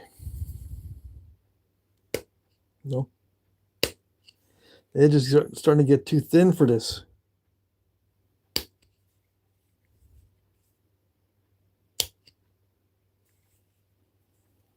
See, I got 2 step fractures.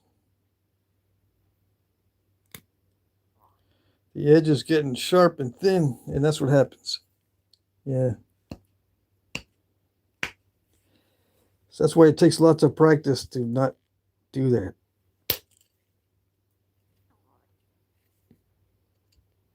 How do you avoid the step fractures? Well, the edge has to be just right. Not too much grinding and not too sharp. If it's too much grinding, you'll pull the whole tip off. If there's not enough grinding, you get a step fracture.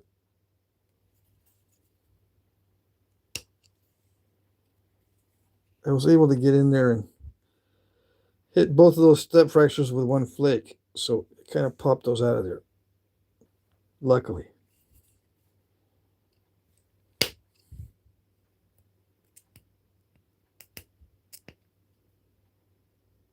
But it's starting to get thin. Once it starts doing that stuff, that means the edge is too thin.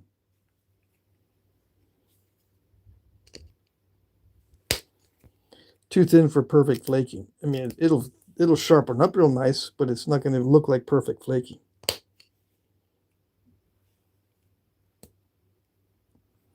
Okay, so I made a pass. And now I'm going to go back and trim it. Let's see, sharpen this up.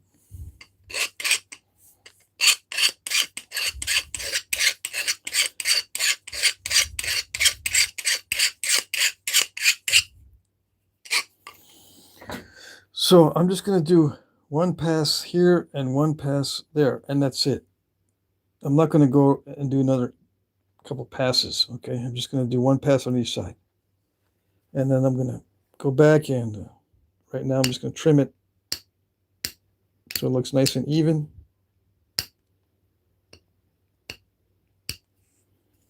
And gets rid of dull spots. I will flip it over and do the same again on the other side. Hold on. See, I trimmed it right. I am gonna trim the other side too. Just sometimes there's a lot of places where it sticks out. This is not too bad. It's nice and even still, even from the other side. But if I see dull spots or a little fat spot, I'll just pick it off. All right, but most of the pressure flaking is done from one side only.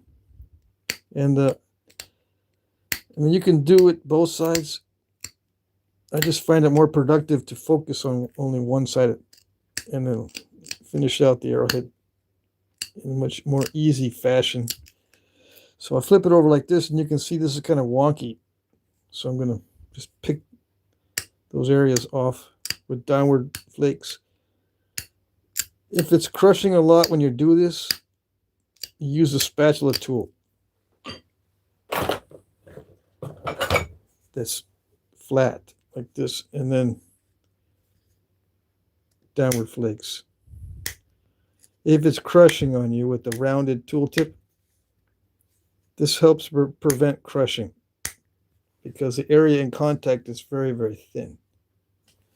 You know what I mean? You just downward pressure like this with the flat of the tool. And it only takes off little itty bitty flakes. And you don't get the crushing. Crushing means dullness. If you hear crushing and you hear crackling, you're making it dull. It's got to be nice little pops.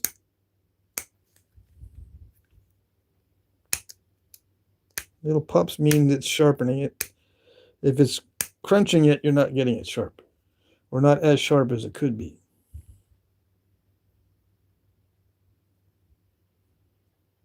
So it's good enough.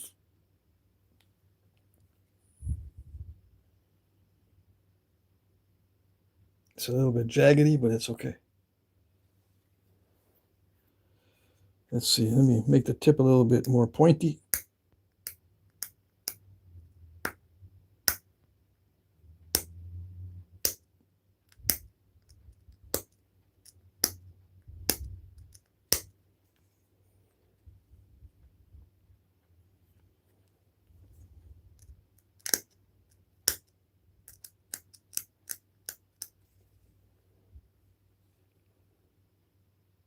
There's still a little bit of a fat spot on the tip.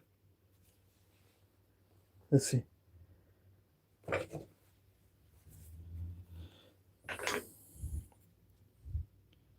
See that? That's a fat spot. I don't have it on the other side. The other side is nice and smooth. But this one's got a lump right there, or a fat spot. So I can try to pressure flake that off.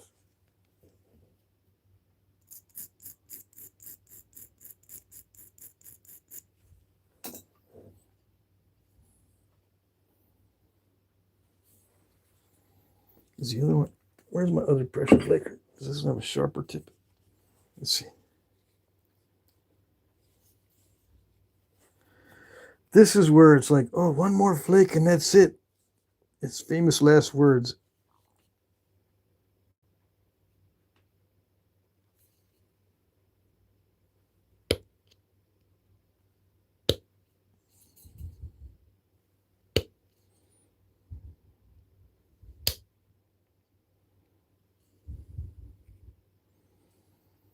Yeah, so I took a little bit too much off, but it thinned it down a lot.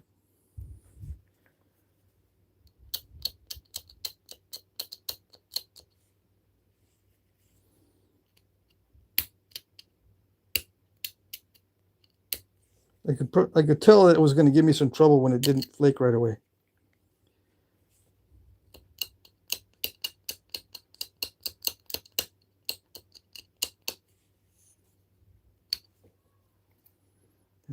It's off center as well. Okay. So I'll just repair it real fast here, hopefully.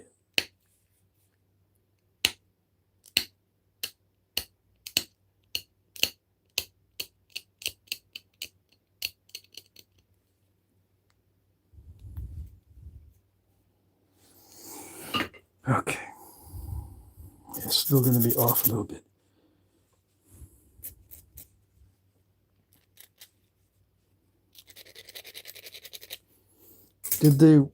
Were they this careful with the tips back in the day? Well, some of the arrowheads appear to be very, very carefully made, so I guess so.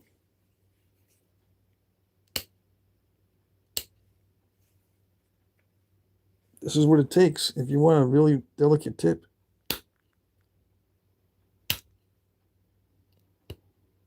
It doesn't happen by accident.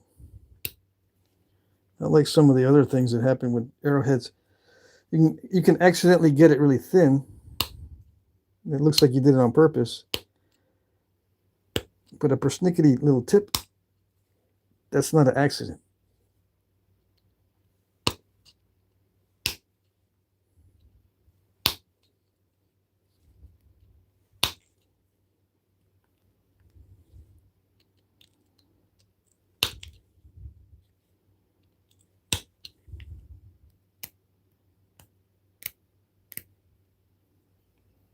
Okay, so I think it's smoothly tapered on both sides. Yeah, smoothly tapered both sides.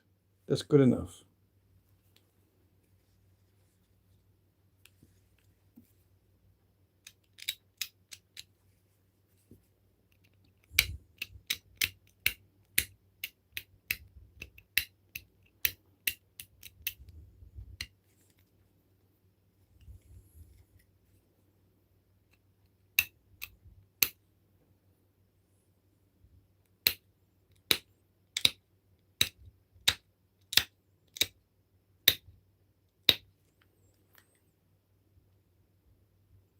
There was a little bit of crunching there, but it wasn't much.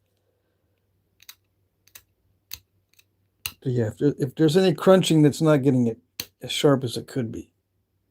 Come on. You know what I mean? Just nice little pop outs is best. And I don't want any step fractures on the edges.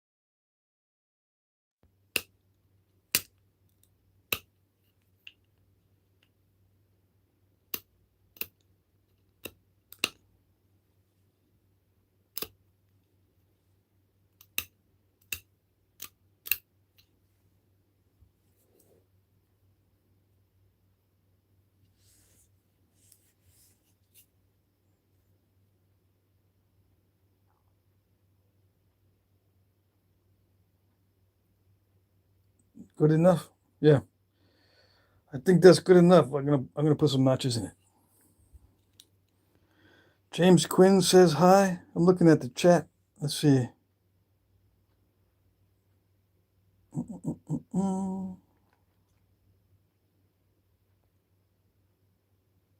Let's see. Yeah, I'll look at the chat in a minute.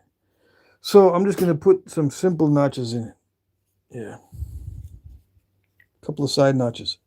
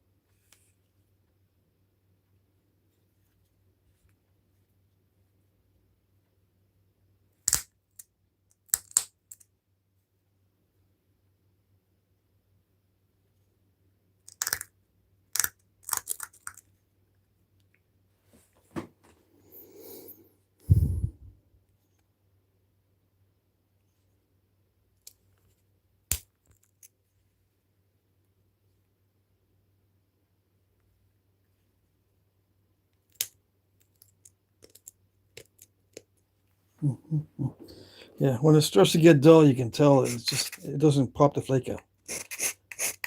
You gotta get this nice and sharp. Well, it doesn't have to be sharp like a knife. It just can't have a burr on it. Make it as narrow as you need to, or make it as thin as you need to for the material you are working.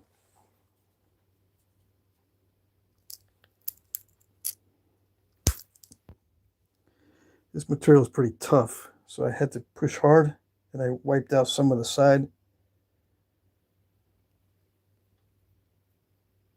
So I'm reaching the limit of what I can do, so that helps for future reference, yeah. But nah, we'll have to fix that in a minute. The symmetry is off now.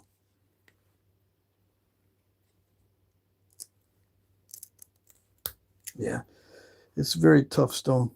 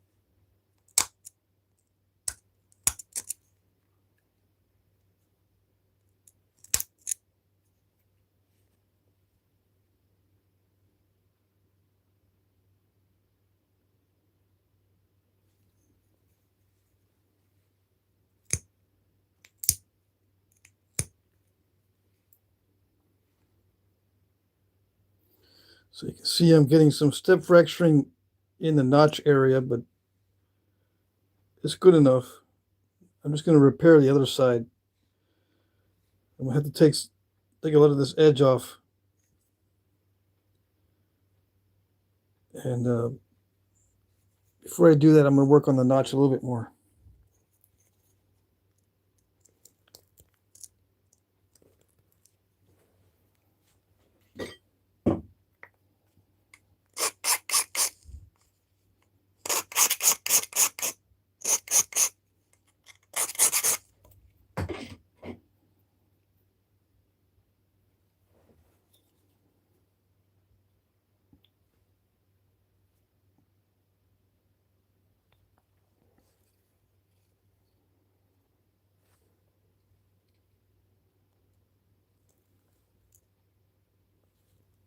Yeah, it's not going to do it.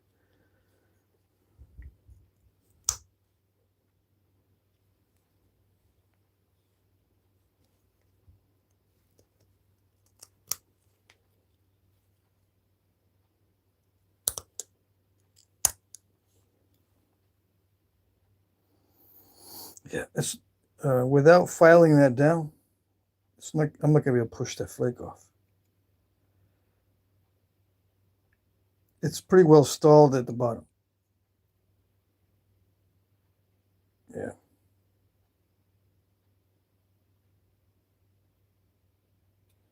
So I'm going to take the file and file that down.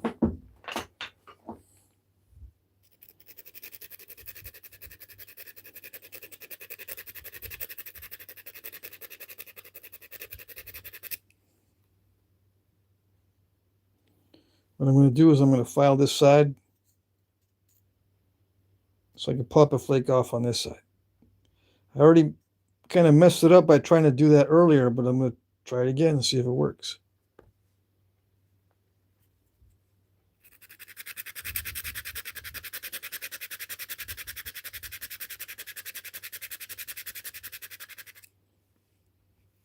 So as long as the edge goes down low, you can kind of see the edge right there. As long as it's low enough in that direction, should be able to pop the flake out.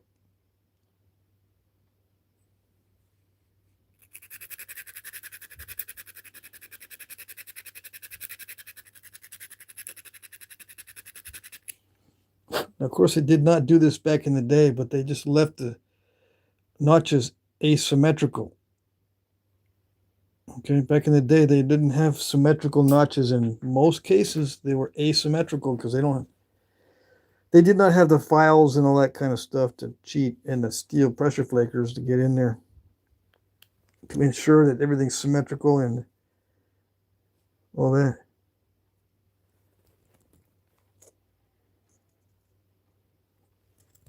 Yeah, it's not going to do it. What happens when it doesn't do it? You got to make the notch bigger. It's just too thick for that kind of narrowness.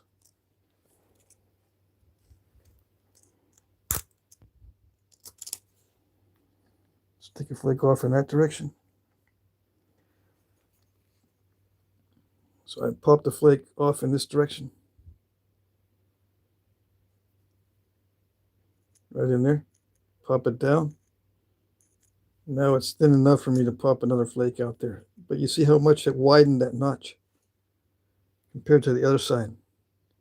So I'll make it symmetrical. I'll make it symmetrical in a minute. I'm going to have to widen that other notch. Hopefully this will pop out a nice flake without breaking the whole thing.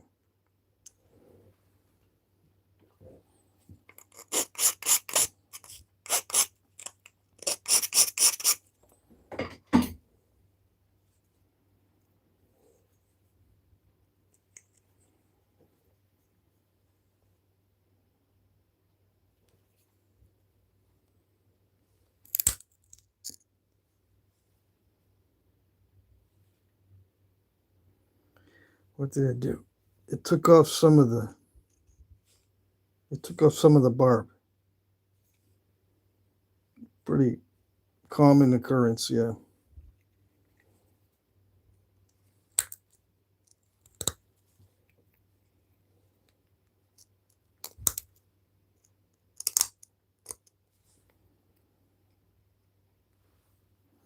How do you do this with natural tools? You don't. You just make bigger notches.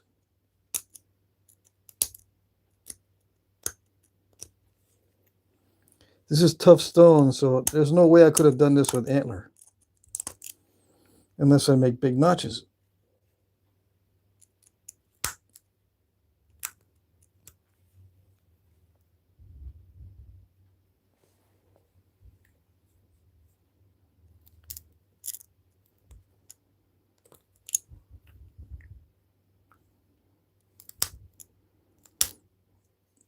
And some might say, well, they looks like they did very narrow notches with really poor material sometimes.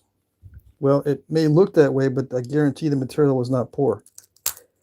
Because you can't defy physics. You can't make miracles. If they did it with antler, that means it wasn't that hard to do it. The stone wasn't poor quality.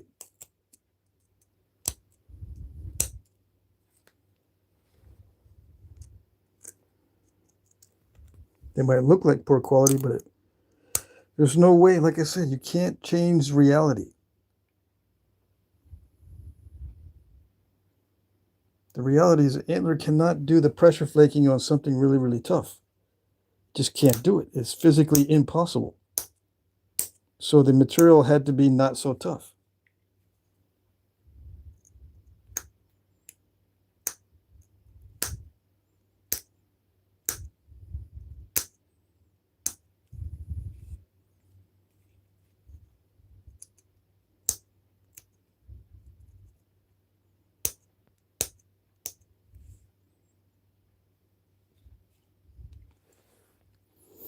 Okay, so how do I get rid of the metal marks? Well, let's see. If I make the notch bigger, I can get rid of the metal marks. But it's already pretty big. I'm already having to fix this a lot. Let's see if I can improve it at all. No. I'm going to take as long as it takes just to show you that it takes forever to do these notches on something that's really hard material that's thick. It takes time. It takes a lot of effort. It takes a lot of patience. And sometimes it doesn't look good. Yeah, I'm going to show you all those things.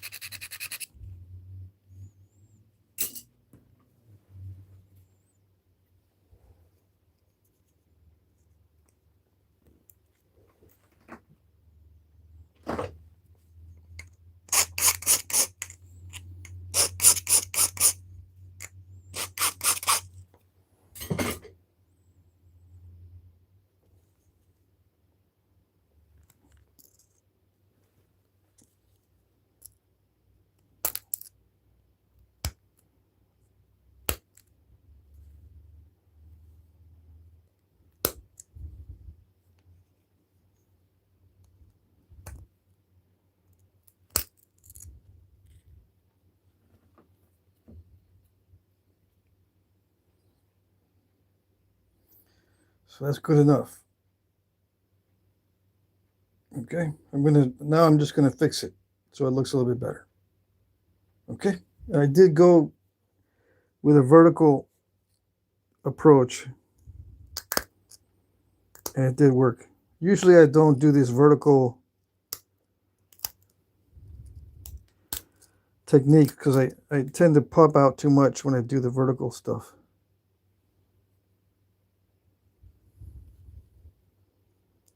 But in this case, it worked all right. See, I popped it out like that.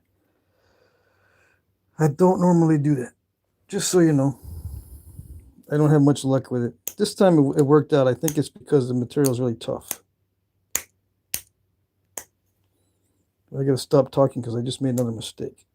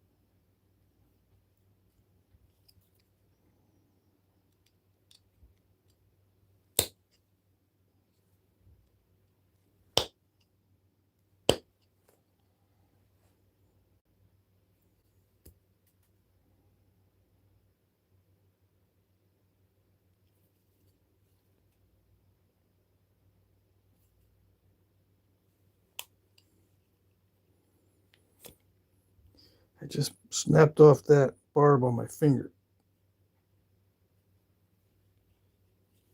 Yep.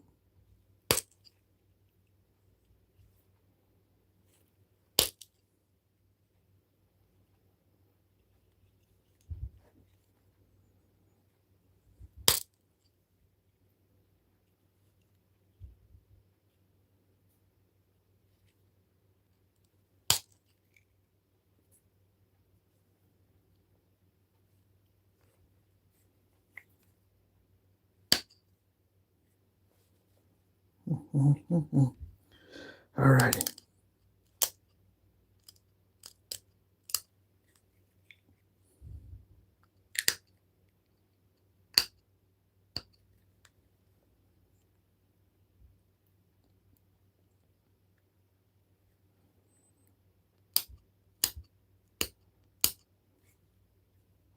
So I'm going to make it symmetrical, and then we're done. Finally.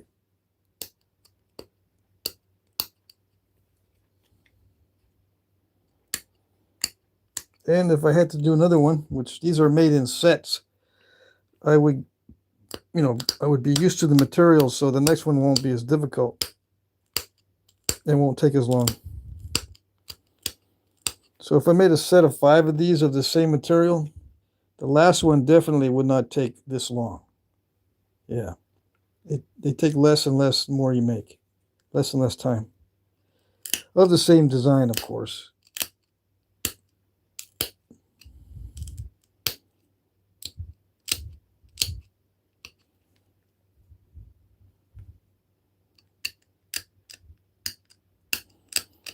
If you change up the design, it takes longer.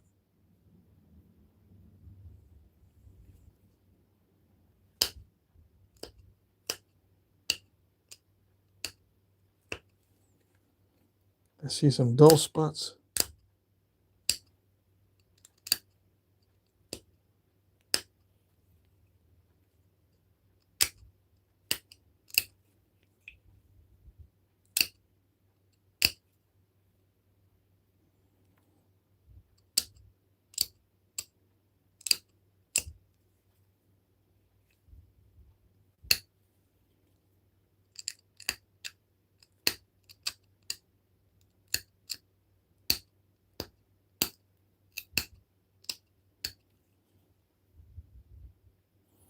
It's still kind of thick, right?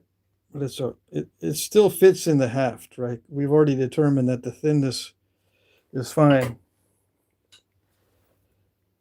We tried it earlier and it was fine. Now let's see. It fits better in one direction than the other. Yeah.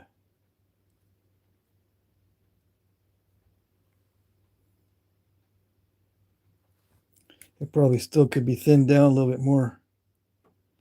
Because now that I took off more of the base just now, it doesn't reach the bottom.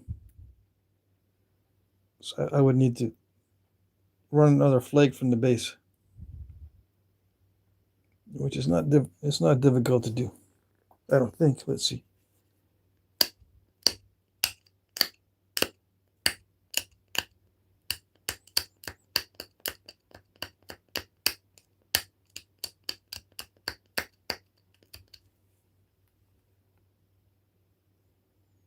Yeah, I might be able to do it.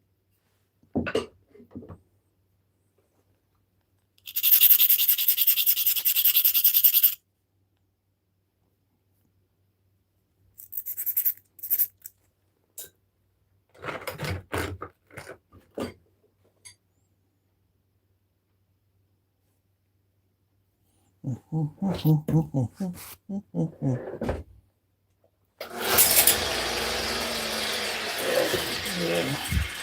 That belt came off again, so I need a new belt on that sander. I need to narrow this down if I'm going to use this to generate a thinning flake.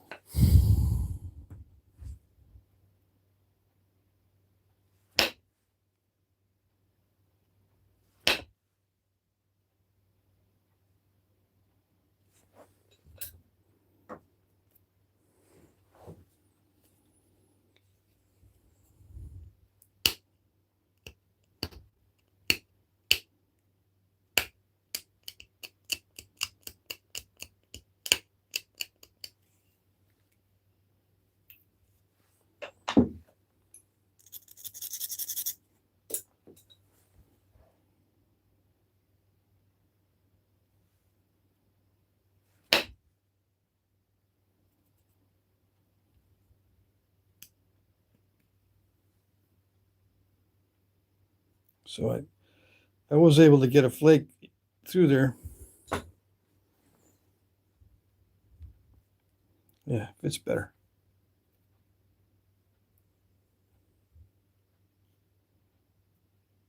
Yeah. Better. Okay, so that's the way it would fit.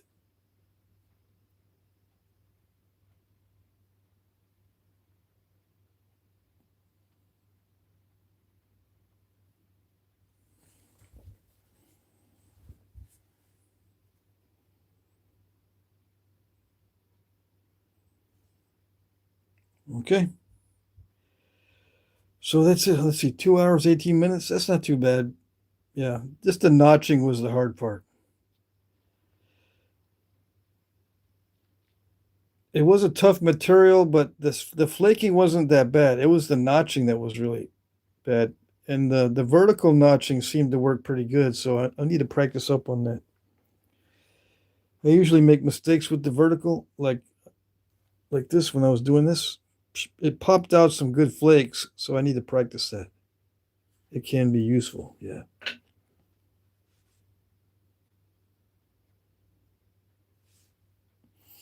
Yeah, and like I said, this would take less time with the next one for sure.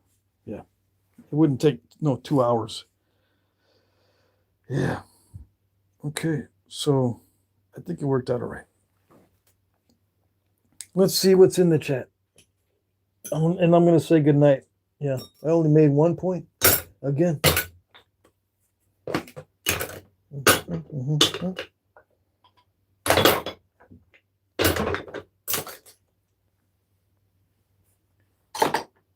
Yeah, only 1 point tonight. One of these days I'll be able to make 2 points.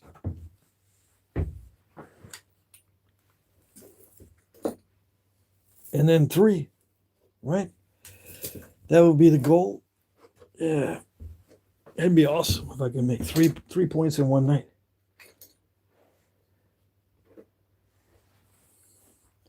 Let's see if I already put the other ones away. I was going to see if that fits in the other ones too, but this is the one we were trying to get that to fit. And that's a reasonable size for arrowheads. Yeah. If we look in the book, let's just look in the section where I know there's a bunch of arrowheads.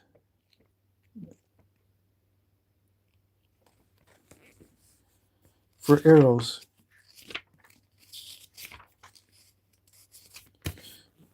know these are arrowheads for arrows. It's a historic. These are historic points. They're smaller than this, right? Just give you some perspective on arrow points. These are Hillsboro. They're historic 300 to 200 feet before present. And these are from North Carolina. Okay, so North Carolina milky quartz. Quartz, milky quartz. These are all quartz. Yeah, and see they're small. You thought that was small. Let's see what else.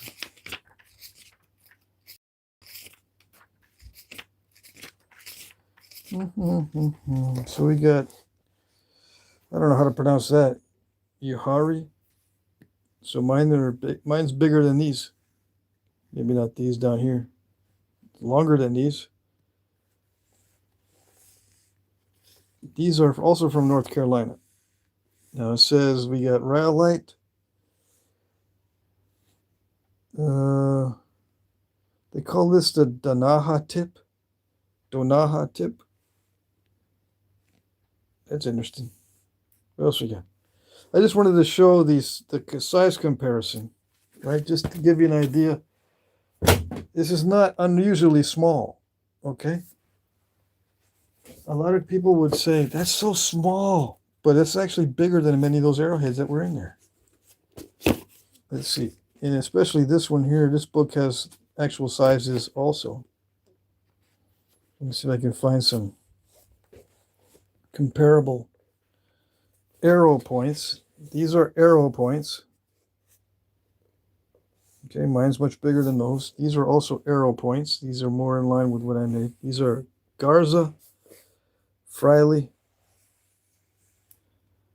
But you can see some of them are tiny. And they've got little minute flaking.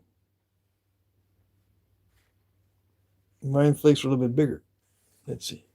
Can you see? Why is it not showing? Did I bump the light or something?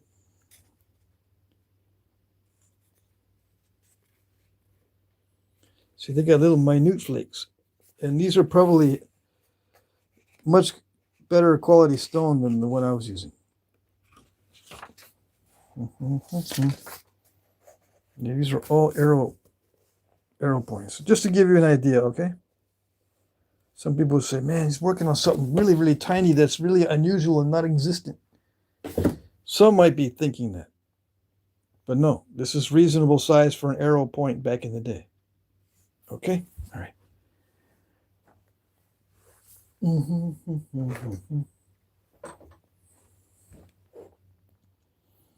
What do we got at the end of the chat? There's a lot of chat. Beautiful point. Thank you, thank you. I'm happy the way it turned out. Haskell? I don't know. I don't know what I would call it. There's a lot of side notch points like this in many areas, especially Southwest and in Southern California. Yeah, James Alexander says it's not tiny. Yeah, I know, but some people would think it was tiny. I was in that boat when I first started, like, wow, the real ones are so small.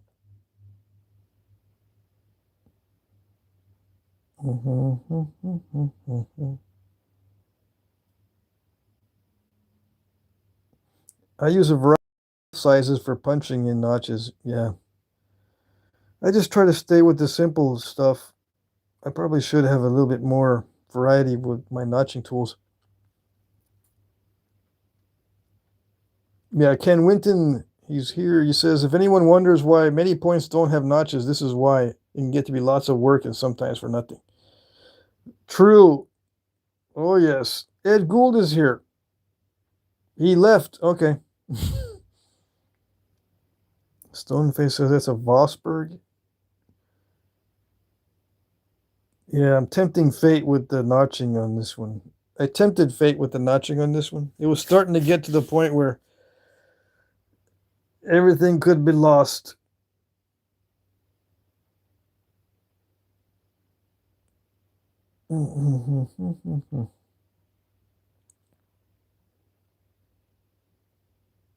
Yeah, it's a stubborn jasper.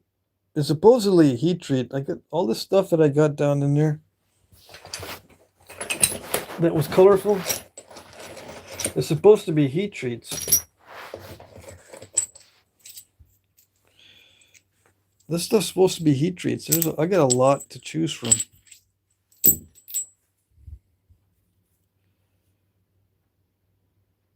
What is it? Some notes. Notes for the fog nappers. This one was be a challenge also. It feels really, really rough. So that probably would have been a challenge. But this Georgetown would have been sweet. I should have done the Georgetown. But no, I wanted to see. All right, so that's it. I'm going to say goodnight.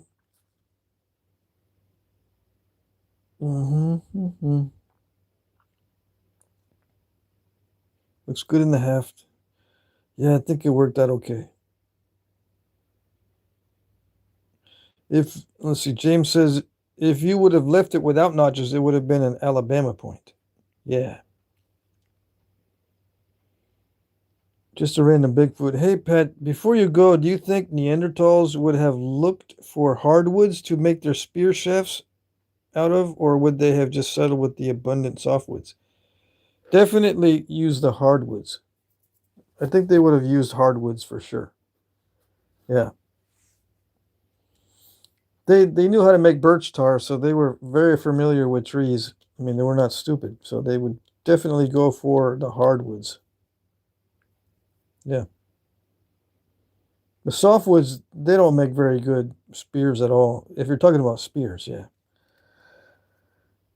Yeah, softwoods just, they break way too easy.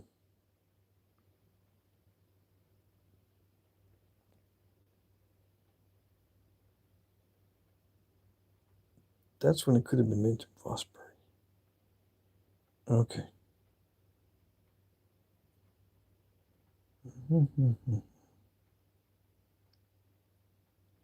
Anything else? Any other questions?